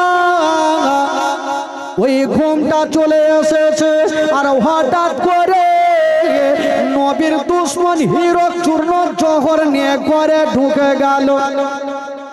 যেমন হীরার গুঁড়া নিয়ে ঘরে ঢুকেছেন বাবা, নবীর দুশ্মন চতুর্দিকে তাকিয়ে দেখছেন ইমাম হাসানও ঘুমিয়ে গেছে, জাইনাবও ঘুমিয়ে গেছে। তবে যে ওই হীরক চূর্ণ জহরখানা নিয়ে এসেছি আমি কিসে দিয়ে যাব, এই তরকারিতে দেওয়া যাবে না নচেত বুঝে যাবে, ভাতে দেওয়া যাবে না নচেত বুঝে যাবে। যদি হীরক চূর্ণ জহর পানিতে দিতে পারতাম, আর ওই পানি যদি ইমাম হাসান পান করত তবে নানারাও যাতে যেতে পারতো না। পানি পাবো কোথায়, চতুর্দিকে তাকিয়ে দেখছেন গো। হঠাৎ করে একটা সোরাহাতে নজর পড়ে গেল, একটা মাটির সোরাহা কলসি রাখা ছিল, যেই কলসি একটা সাদা কাপড়ে বাঁধা ছিল। 7টা গিরহা দিয়েছিল আবুল কাসিমের মা, যদি কেউ গিরহাগুলা খুলে তবে ধরা পড়ে যাবে। নবীর দুশ্মন ভাবল আমি যদি গিরহাগুলা খুলি তবে ধরা পড়ে যাব, বিষটা কেমন করে পানিতে দেব। ওই হীরার গুঁড়াখানা বাবা গো যেই কলসিতে কাপড়টা বাঁধা ছিল, বাবা গো হীরার গুঁড়া ওই কলসির মুখটাতে ঘুষতে আরম্ভ করেছে। যেমনই ঘুষেছেন বাবা ধুলো ধুলো হয়ে ওই পানিতে মিশে গেল। বাবা খুলতে হলো না, যেমনই মিশে গেল। নবীর দুশ্মন যেমনই ঘর থেকে বের হবে দুটা পায়ের টাচ হয়ে গেল, একটু শব্দ হলো, ইমাম হাসানের ঘুম ভেঙে গেল। যেমনই ঘুম ভেঙে গেছে বলছেন বগির চাই না, তাড়াতাড়ি করে উঠে যাও বগিনা। চাই না উঠে গেছেন গোজর, আপনি জেগে গেলেন। বলছেন বগির চাই না, আমিও জেগে গেলাম। তবে যাই না রে আমি জেগে গেলাম কেন তুমি জানো, আমি একটা স্বপ্ন দেখলাম। বললো কি স্বপ্ন দেখেছেন, বলে বহিনে যাই না আমি যে স্বপ্নখানা দেখেছি, দেখার পরে আমার হুলকুমখানা শুকিয়ে গেছে, আমার হুলকুমখানা শুকিয়ে গেছে। ওরে বহিন যাই না যদি পারো আমাকে এক পিয়ালা পানি দিয়া দাও। জাইনাব চতুর্দিকে তাকিয়ে দেখছেন গো, বাবা কিছু দেখা যায় না। ওই কলসিতে নজর পড়েছে, ওই জৈনব বলছেন হুজুর একটা কাজ করেন, এই যে কলসিতে পানি আছে ওই পানিখানা আপনাকে আমি দেব না। বলে জাইনাব কেমন কথা বলছো, তুমি কলসির পানি আমাকে দেবে না? আমার যে গলাখানা শুকিয়ে যাচ্ছে জাইনাব, আমার গলাখানা শুকিয়ে যাচ্ছে, এক পেয়ালা দাও। জাইনাব কানতে কানতে বলছেন হুজুর আপনাকে দেব, তবে হুজুর একটা কথা, এ কলসির পানি ঠান্ডা রাতের পানি, বাসি পানি, আমাকে 5টা মিনিট সময় দাও, আমি লোটা নিয়ে বাইরে যাব আর ঠান্ডা টাটকা পানি এনে আপনাকে দেব। ইমাম হাসান বলল বহিন দেরি করো না, আমার হুলকুম শুকিয়ে গেছে। যাই না বাবা লোটা নিয়ে একটা গেট দিয়ে বাইরে গেল, আর ওইদিকে ইমাম হাসানের বিবি আবুল কাসিমের মা অন্য গেট দিয়ে বাড়িতে ঢুকে গেল। যেমনই ঢুকেছেন বন্ধুরা, ইমাম হাসান দেখছেন বিছানাতে ছটফট করে গোটা শরীর দিয়ে ঘাম বের হচ্ছে। বলছে, হুজুর আপনি কাঁদছেন কেন? বললে, বিবি আমার হুলকুমটা শুকিয়ে গেছে, যদি পারো আমাকে অল্প পানি দিয়া দাও। আবুল কাসিমের মা বলছে, হুজুর আমি তো জাইনাবকে বসিয়ে রেখেছিলাম, আপনাকে পানি দেয়নি? বলল, না আমাকে পানি দেয়নি, আমার জন্য টাটকা পানি আনতে গেছে। বিবি সাহেবা ভাবছেন, হায় রে এই পাগলি, এই লোকটা পানি পানি করে জান ছাড়ছে, আর উনি টাটকা পানি আনতে গেছে। হুজুর আপনি চিন্তা করবেন না, উনি টাটকা পানি আনতে গেছে, যাক আমি কলসির মুখটা খুলে আপনাকে অল্প পানি দেব, শুধু একটু হুলকুমটা ভিজাবেন হুজুর। জাইনাব যখন পানি আনবেন আপনি আশুধা করে পানি পান করবেন। বিবি জানে না ওই কলসির পানি বিষ হয়ে গেছে। একটা করে গিট গালা খুলছে, গিরহা গুলা খুলেছে, 7টা গিরহা দিয়েছিল, 7টা গিরহা। বিবির মনে সন্দেহ হইল না। এক পেয়ালা পানি ঢেলে যেমন ইমাম হাসানকে দিয়েছেন বাবা, ইমাম হাসান ওই পানি খানা নিয়া যেমনই মুখে দিয়েছেন বন্ধুরা, পানি খানা পেটে চলে গেছে। যেমনই যেতে নাই বাবা কলেজা জ্বলতে আরম্ভ করে দিল। হায় রে ইমাম হাসান, বাবা বিছানাতে গোড়া গড়ে দিতে শুরু করেছে। ওরে জায়েদা, তুমি আমাকে পানি দিয়েছো না বিষ দিয়েছো? স্বামী গো, এটা তো আপনাকে পানি দিলাম, আমি নিজের হাতে 7টা গিরা দিয়েছিলাম, 7টা গিরাও দেখতে পেলাম। হুজুর এটা পানি আছে? বললেন, না এটা পানি নেই, এটা বিষ হয়ে গেছে। ইমাম হাসান ছটফট করে কাঁদছে। বলছেন, বিবি দেরি করো না, আমাকে নানা রওজাতে নিয়ে চলো। যেমনই দাঁড় করিয়েছে গো, ইমাম হাসান দাঁড়িয়ে থাকতে পারলেন না, জমিনে পড়ে গেল। যেমনই জমিনে পড়ে গেছেন বাবা, ইমাম হাসান যেমন একটা মুরগির গলা কাটলে ছটফট করে ইমাম হাসান ছটফট করছে। ওইদিকে জাইনাব লোটাতে টাটকা পানি নিয়ে এসে দেখছেন ইমাম হাসান ছটফট করে কাঁদছে। বলল, ভাবি সাহেবা কি এমন হয়ে গেল, হুজুরকে কেন ছটফট করছে? বলছে, বহিন জাইনাব রে, এই কলসিতে কি এমন বিষ মিশিয়ে দিয়েছে? জাইনাব বলছেন, আল্লাহ জানি না, আমি তো ঘুমিয়ে গেছিলাম, কোন এমন দুশ্মন এই কলসিতে বিষ মিশিয়ে দিয়েছে। একদিকে জাইনাব কান্দে, একদিকে ইমাম হাসান ছটফট করে, একদিকে জায়দা কান্দে, একদিকে আবুল কাসিম কান্দে, একদিকে শহর বানু কান্দে, একদিকে সাকিনা কান্দে, সবাই কান্দে। ইমাম হাসান ছটফট করে কাঁদছে। বাবা গো, যখনই বমি বমি ভাব হচ্ছে, জাইনাব ভাবছেন, আল্লাহ হয়তো হুজুর বমি করবে, আমি হুজুরকে মাটিতে বমি করতে দিব না, মাটিতে বমি করতে দিব না। সঙ্গে সঙ্গে একখানা থালা নিয়ে ইমাম হাসানের সামনে রেখে দিয়েছেন। হুজুর আপনি থালাতে বমি করুন, মাটিতে করবেন না, আপনি থালাতে বমি করুন। ইমাম হাসান থালাতে বমি করছেন বাবা, কোনো খাবার বেরিয়ে আসে না, শুধু পানি বেরিয়ে আসছে। জাইনাব মনে করছেন, আল্লাহ একটু তাকিয়ে দেখি।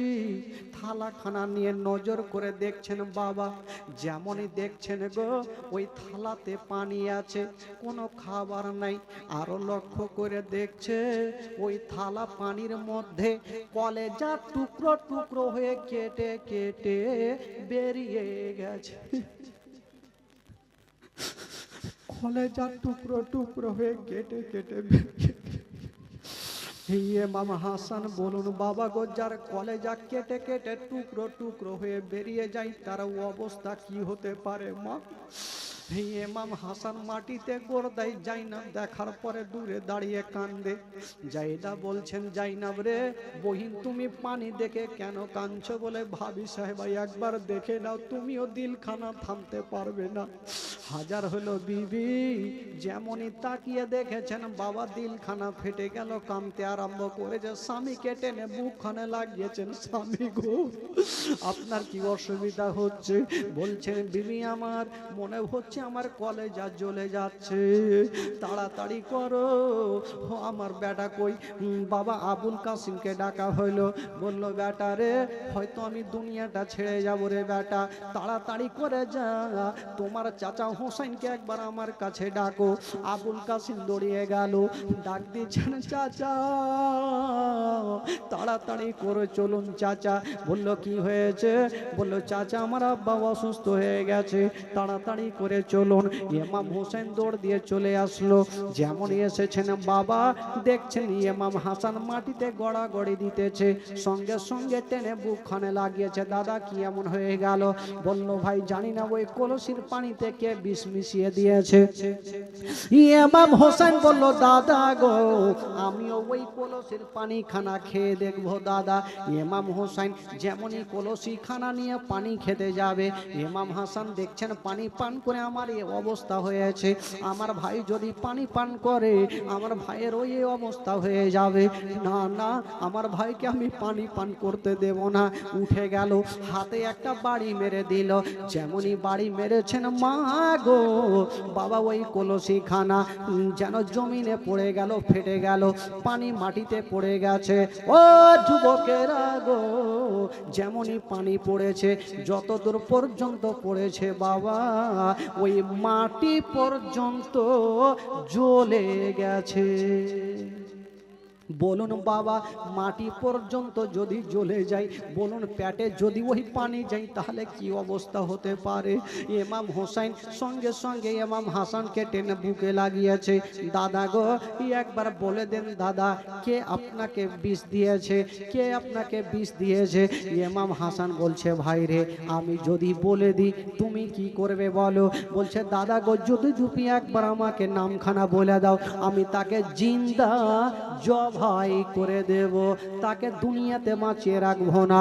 ইমাম হাসান বলেছিলেন, ভাই হোসেন রে তোমাকে একটা কথা বলে দিই ভাই, আমাকে যে বিষ দিয়েছে ভাই আমি তাকে দেখেছি, পিছন থেকে দেখেছি, তবে ভাই রে আমি আইডিয়াতে নাম বলবো না, আমি আল্লাহকে সঁপে দিলাম, আল্লাহ তার বিচার করবে। ইমাম হাসান জানে আমি যদি নামখানা বলে দিই একজনের, উনি যদি না হয় তবে আমার ভাই জিন্দা রাখবে না তাকে, উনি যদি না হয় তার ভাগদারি আমি হয়ে যাব, গুনাহগার আমি হব।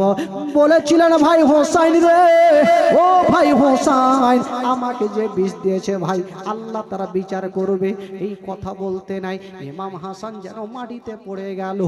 ডাক দিচ্ছেন নিজের বেটা আবুল কাসিমকে, ডাক দিচ্ছেন, বেটারে এই যে তোমার হাতখানা আমি তোমার চাচার হাতে সঁপে দিলাম, বেটা তোমার চাচাকে তুমি কোনোদিন বিপদে ফেলিও না। ও বেটা একটা কথা মনে রাখিও, তোমার চাচা যদি কোনো মুসিবতে পড়ে যায় বেটা, তো তোমার চাচার আগে তুমি সে মুসিবতে ঝাঁপিয়ে যেও, তোমার চাচাকে মুসিবতে ফেলিও না বেটা। এই কথা বলে দিয়া ইমাম হাসান বলছে, ভাই হোসেন রে আমি তো দুনিয়াটা ছেড়ে চলে যাব ভাই রে, আমি তো আর থাকবো না, তবে ভাই রে একটা কথা বলো, আমার শরীরটা দেখে তোমাকে কেমন লাগছে? ইমাম হোসেন একবার গাছের পাতার দিকে দেখছেন, একবার হাসানের চেহারার দিকে দেখছেন, আর বলছেন, ভাই রে ও গো দাদা গাছের পাতা যেমন সবুজ হয়ে গেছে, আপনার চেহারা সবুজ হয়ে গেছে। ভাই সত্যি বলছো আমার চেহারা কি সবুজ লাগছে? বলে, হ্যাঁ দাদা।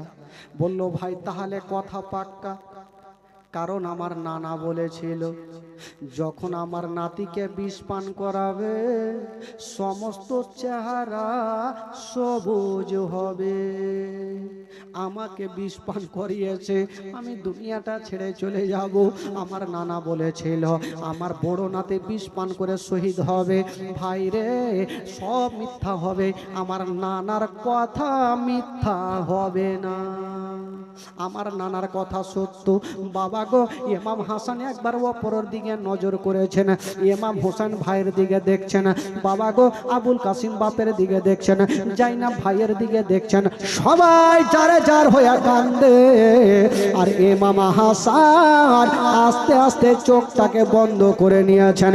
যেমনই চোখটা বন্ধ করে নিয়েছেন বাবা, ভাইরা বাবারা, ইমাম হাসান সারা জীবনের মতো বিদায় নিলেন।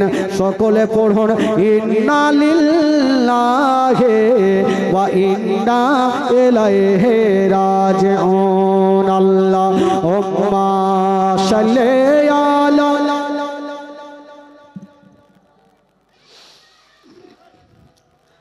মুহাম্মাদ ওয়া আলা আলি সাইয়্যিদিনা ওয়া আলা আলি সাইয়্যিদিনা। একবার জোরে বলুন সুবহানাল্লাহ। আরো মহব্বতে বলুন, দুই হাত তুলে বলুন ইয়া রাসূলুল্লাহ। এবার আপনাদের ঘুম লাগছে, ছেড়ে দিন কি ভাই, 12টা হয়ে গেছে, বাড়ি যাবেন না? চলবে। বেরাদার বন্ধুগণ, বাবাজি, আমার ভাইরা, ইমাম হাসান যখন দুনিয়াটা ছেড়ে বিদায় নিলেন, দুশ্মন ইয়াজিদ কত খুশি, ইমাম হাসান দুনিয়া থেকে চলে গেছে। বাবা গো, ওই ইয়াজিদ পাপী একখানা চিঠি লিখলেন ইমাম হুসাইনের নামে।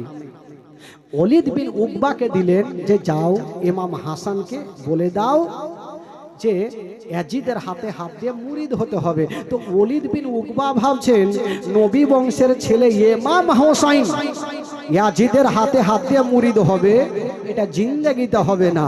বাবা গো, তবুও যখন আমাকে দায়িত্ব দিয়েছে আমি একবার বলে দিই। তো ওলিদ বিন উকবা ইমাম হুসাইনকে খবর দিলেন।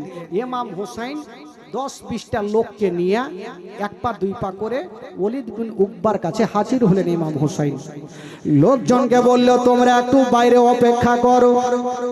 বলল কেন হুজুর, আপনার সঙ্গে এসেছি, আমরা ভিতরে যাব। বললে তোমাদেরকে যেতে হবে না, আমি তোমাদের ডেকেছি আর আমাকে ওলিদ বিন উকবা ডেকেছে, আমি তোমাদেরকে নিয়ে যাব। উনি তখন বলবেন হুজুর আমি আপনাকে ডেকেছি, নাদের কেন নিয়ে আসলেন?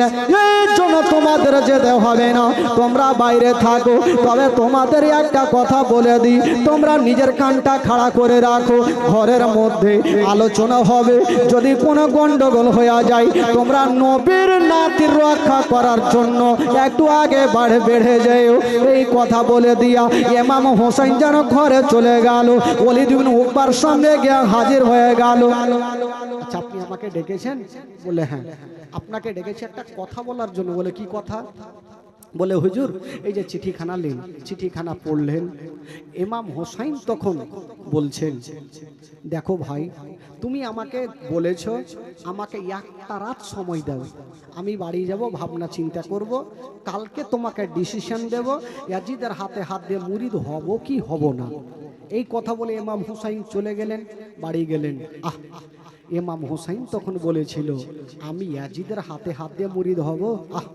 গোলামানে মুস্তাফা जान देने से नहीं डरते, सर कट जाए या रही जाए कोई परवाह नहीं करते। जोरे बोलून, आरो जोरे, আমি জান দিয়ে দেব, জীবন দিয়ে দেব, কিন্তু ইয়াজিদের হাতে হাত দিয়ে মুরিদ হব না,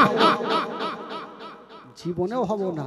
তবে ইমাম হোসাইন ভাবছেন যদি আমি ইয়াজিদের হাতে হাত দিয়ে মুরিদ না হই, তবে ইয়াজিদের সঙ্গে আমার যুদ্ধ শুরু হবে, যুদ্ধ চলবে, কত নামাজি বেনামাজি কাটা পড়বে, মারা যাবে।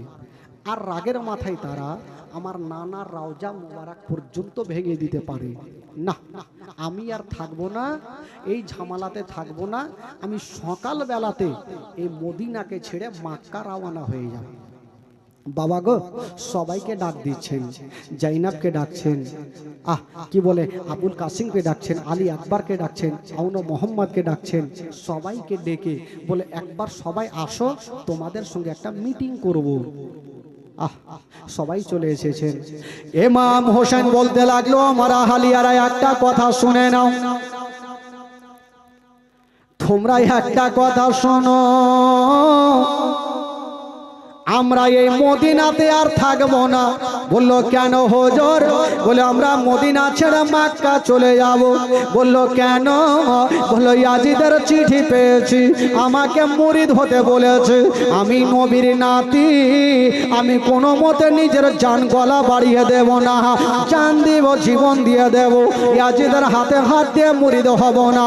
যদি মুরিদ না হয় যুদ্ধ শুরু হবে, আমার নানারাও যা ভেঙে দিতে পারে, এই জন্য আমি চলে যাব। তোমরা সামানপত্র সবাই গুছিয়ে নাও, তোমরা সবাই সামানপত্র গুছিয়ে নাও। তবে তোমরা একটা কথা শুনে নাও, আজকে রাত্রিবেলায় আমি বাড়িতে ঘুমাবো না। যাইনা বলছেন হুজুর কেন আপনি ঘুমাবেন না? একটা রাত কোথায় যাবেন? সকালে তো চলে যাবেন মক্কা, তবে রাত্রে কেন ঘুমাবেন না?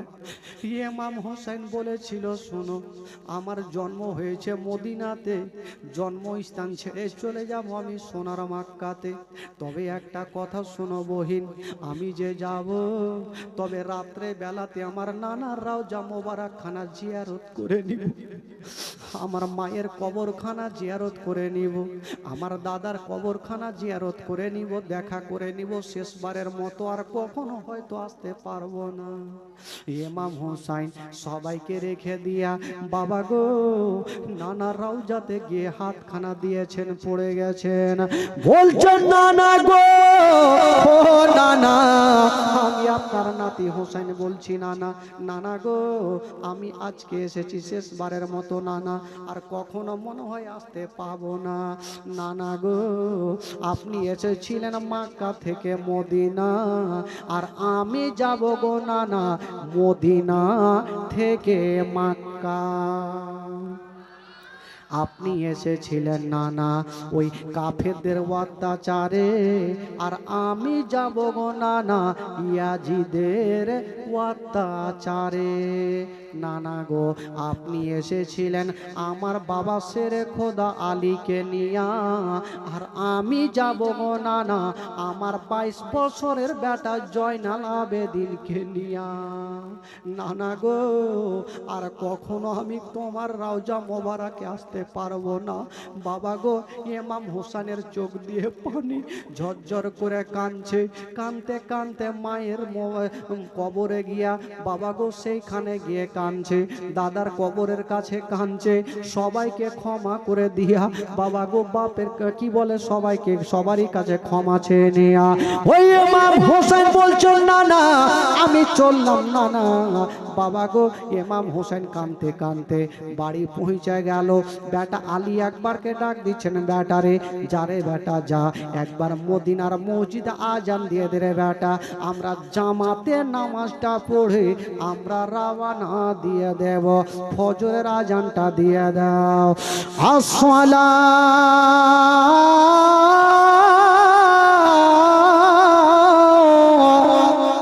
তো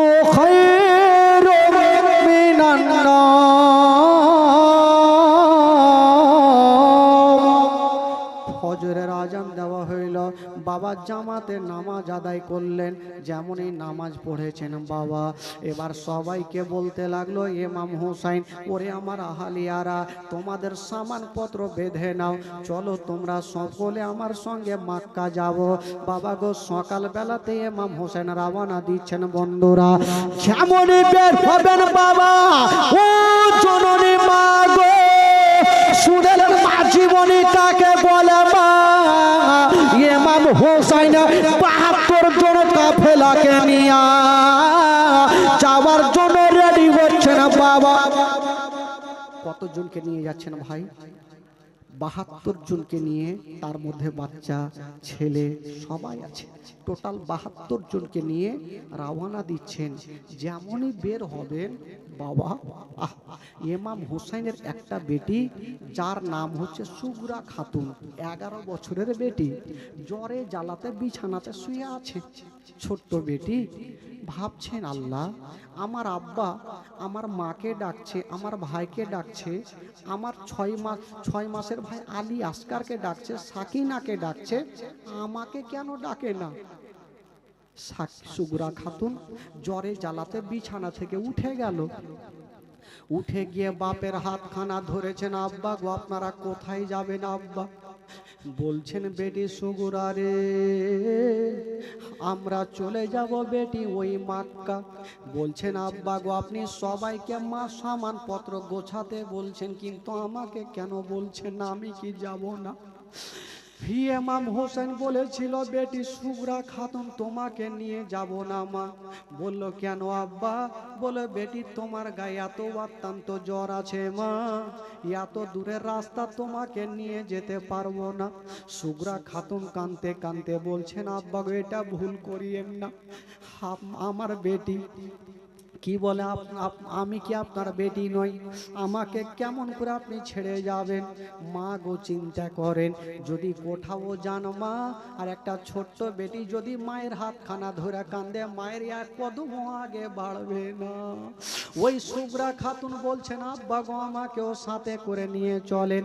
ইমাম হোসেন বলেছিল, বেটি সুগরা রে, তোমাকে নিয়ে যাব না।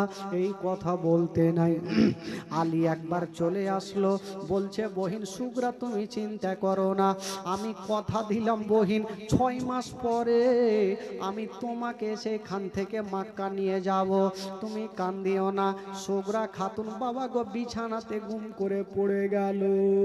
যেমনই পড়ে গেছেন বন্ধুরা, ওই সুগরা খাতুন জ্বরে জ্বালাতে কাঁপছে, আমার আব্বা নিয়ে গেল না, আমার মা নিয়ে গেল না, আমার ভাই আমাকে নিয়ে গেল না। সুগরা খাতুন কাঁদতে ছিল। সবাই যখন বেরিয়ে যাচ্ছে, আবার সুগরা খাতুন যেন আবার বিছানা থেকে উঠে গেল। আব্বা গো, আব্বা একটু দাঁড়িয়ে যাও আব্বা। কেন রে বেটি, কি এমন হয়ে গেল? আবার কেন দাঁড়াতে বলছে? ছোট্ট বেটি মুখে কথা বলছে, টুকটুক করে কথা বলছেন, আব্বা গো, আপনি আমাকে নিয়ে যাবেন না, আমি যাব না আব্বা, তবে একটা কথা বলি, আপনি যাচ্ছেন আব্বা যান, আমার মাকে আমার কাছে রেখে যান। বলল, বেটি রে, তোর মাকে কি করবি? বলছেন, আব্বা গো, আমার গায়ে এত জ্বর লেগে আছে, আমার মা যদি থাকে তবে কাপড় ভিজিয়ে আমার কপালে লাগাবে, আমার জ্বর ভালো হয়ে যাবে। মা যদি কপালে হাত দেয় তবে বেটির মনটা ভালো হয়ে যাবে। আব্বা গো, আমার মাকে রেখে যান, আমি মার বুকে শুয়ে থাকবো, আমার সময়টা পার হবে। ইমাম হোসেন বলেছিল, সুগরা খাতুন, ওরে মা, তোমার মাকে নিয়ে গেলাম, আর আমার মা ফাতেমার কবরখানা রেখে গেলাম। আব্বা গো, আমার মাকে যখন নিয়ে যাবেন, রেখে যাবেন না, তবে আব্বা গো, আমার কি বলে, আমার বহিন সাকিনাকে রেখে যান। বলে, সাকিনাকে তুই কি করবি? বলছেন, আব্বা গো, আমার বহিন যদি আমার কাছে থাকে, আমার বহিনে আমরা দোনো বহিন গল্প করব, গোটা মদিনার গলিতে ঘুরে সময়টা পার হবে। ইমাম হোসেন বলেছিল, মা, তোমার বহিনকে নিয়ে গেলাম, আর আমার বহিন রোকাইয়ার কবরখানা রেখে গেলাম। আব্বা, যখন আমার বহিনকে রেখে যাবেন না, আমার 6 মাসের বালক আমার ভাই আলী আসগারকে আমার কাছে রেখে যান আব্বা। আরে বেটি, আলী আসগারকে তুই কি করবি মা? আব্বা, আপনারা চলে যাবেন, আমার ভাইকে আমি বুকে করে নিব, একটু মদিনার গলিতে ঘুরবো, গাছের তলাতে বসবো, আমার ভাইয়ের চেহারাখানা দেখবো, সময়টা পার হবে আব্বা। বলছেন, মা, আমি তোমার ভাইকে নিয়ে গেলাম, আর আমার ভাই মহসিনের কবরখানা রেখে গেলাম। একটা একটা করে উত্তর যখন দিয়ে দিল, সুগরা খাতুন যেন বিছানাতে গুম করে পড়ে গেল। আমার আব্বা আমাকে নিয়ে যাবে না, বিছানাতে পড়ে ডুগরে ডুগরে কান্দে। ওইদিকে ৭২ জন বেরিয়ে গেছে, একটু আগিয়ে গেছে। সুগরা খাতুন সহ্য করতে পারলেন না, একবার মা বলে চিৎকার মেরে ডেকে নিলেন। যেমনই ডেকেছেন, ইমাম হোসেনের বিবি থমকে দাঁড়িয়ে গেল। বলছে, স্বামী গো, ও গো আমার মাথার তাজ, আপনার কাছে আমি কোনোদিন কোনো জিনিস চাইনি। বলছেন, স্বামী গো একটা কথা বলবো, আমার বেটি সুগরা যখন আমাকে মা বলে ডেকেছে, আমার কলেজাতে ধাক্কা লেগেছে, আমার কলেজাতে আঘাত পেয়েছে। আমাকে ৫টা মিনিট সময় দেন, আমি যাব আর আমার সুগরা বেটিকে ধরে বুকখানে আমি জড়িয়ে ধরে আদর করে চলে আসবো। ইমাম হোসেন বলেছিল, বিবি আমি তোমাকে পারমিশন দিব না। এই জন্য দিব না কারণ তুমি যখন যাবে তোমার বেটির দয়াতে ময়াতে তুমিও থেকে যাবে।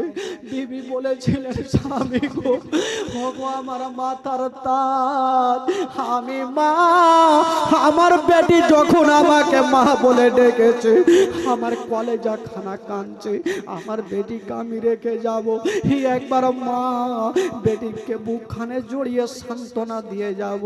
বলছে, বিবি যাচ্ছ যাও, তবে একটা কথা মনে রাখিও, তোমার বেটির দয়াতে ময়াতে তুমিও থেকে যেও না। বলছে, ঠিক আছে স্বামী গো। বাবা গো, ইমাম হাসানের বিবি, ইমাম হোসেনের বিবি ১ পা ২ পা করে চলে গেলেন আর সুগরা খাতুনকে টেনে বুকখানে লাগালেন। মা যখন বেটিকে বুকে লাগাবে গো, বেটির মনখানা শান্তি হয়ে যাবে। মার বুকে বেটি লেগে গেছে। বেটি রে, তুমি আমাকে মা বলে কেন ডাকলে? বলছে, মা গো, তুমি আমাকে ছেড়ে চলে যাচ্ছ মা। মা গো, আমি মা কাকে বলে ডাকবো গো মা? কে আমাকে বুকখানে জড়িয়ে ধরবে মা? বলেছিল, বেটি রে, এখন মদিনার সিচুয়েশন অনেক খারাপ আছে রে মা, চিন্তা করো না মা। তোমার ভাইকে আমি কি বলে, তোমার ভাই আমার বেটা আলী আকবরকে কদিন পরে পাঠিয়ে আমি তোমাকে নিয়ে যাওয়ার ব্যবস্থা করব।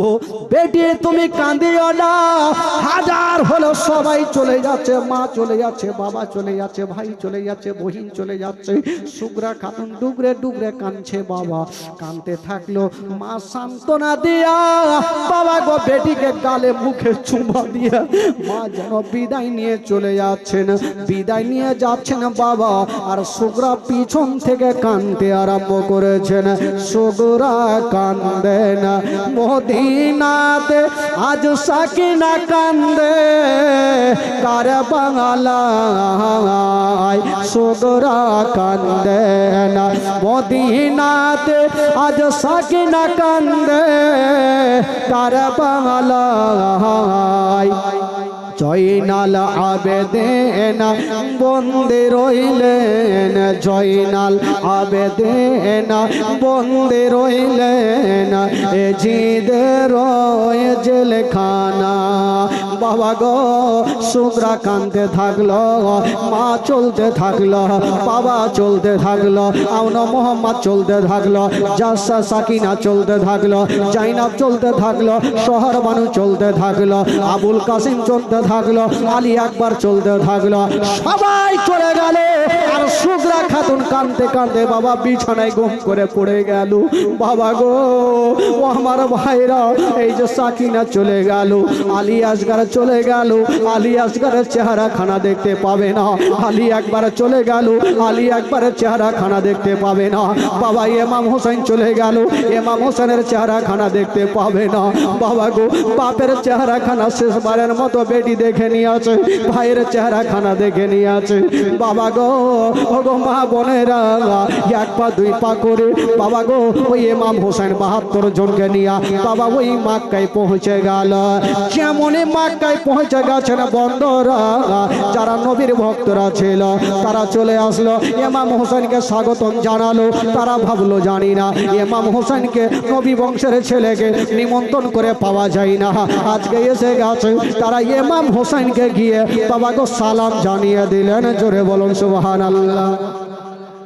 ইমাম হোসাইনকে তারা পেয়ে অত্যন্ত খুশি যে ইমাম হোসাইন নবী বংশের ছেলে, আহলে বাইতের ছেলে, ইমাম হোসাইন নবীর নাতি আজকে আমাদের মক্কা নগরে চলে এসেছে। বাবা গো আমার ভাইরা, ইমাম হোসাইন রাদিয়াল্লাহু তাআলা আনহু ৭২ জনকে নিয়ে থাকতে লাগলেন। এই যে বাবা ইমাম হোসাইন যে মক্কায় পৌঁছে গেল, এই খবরখানা কুফা শহরে পৌঁছে গেল।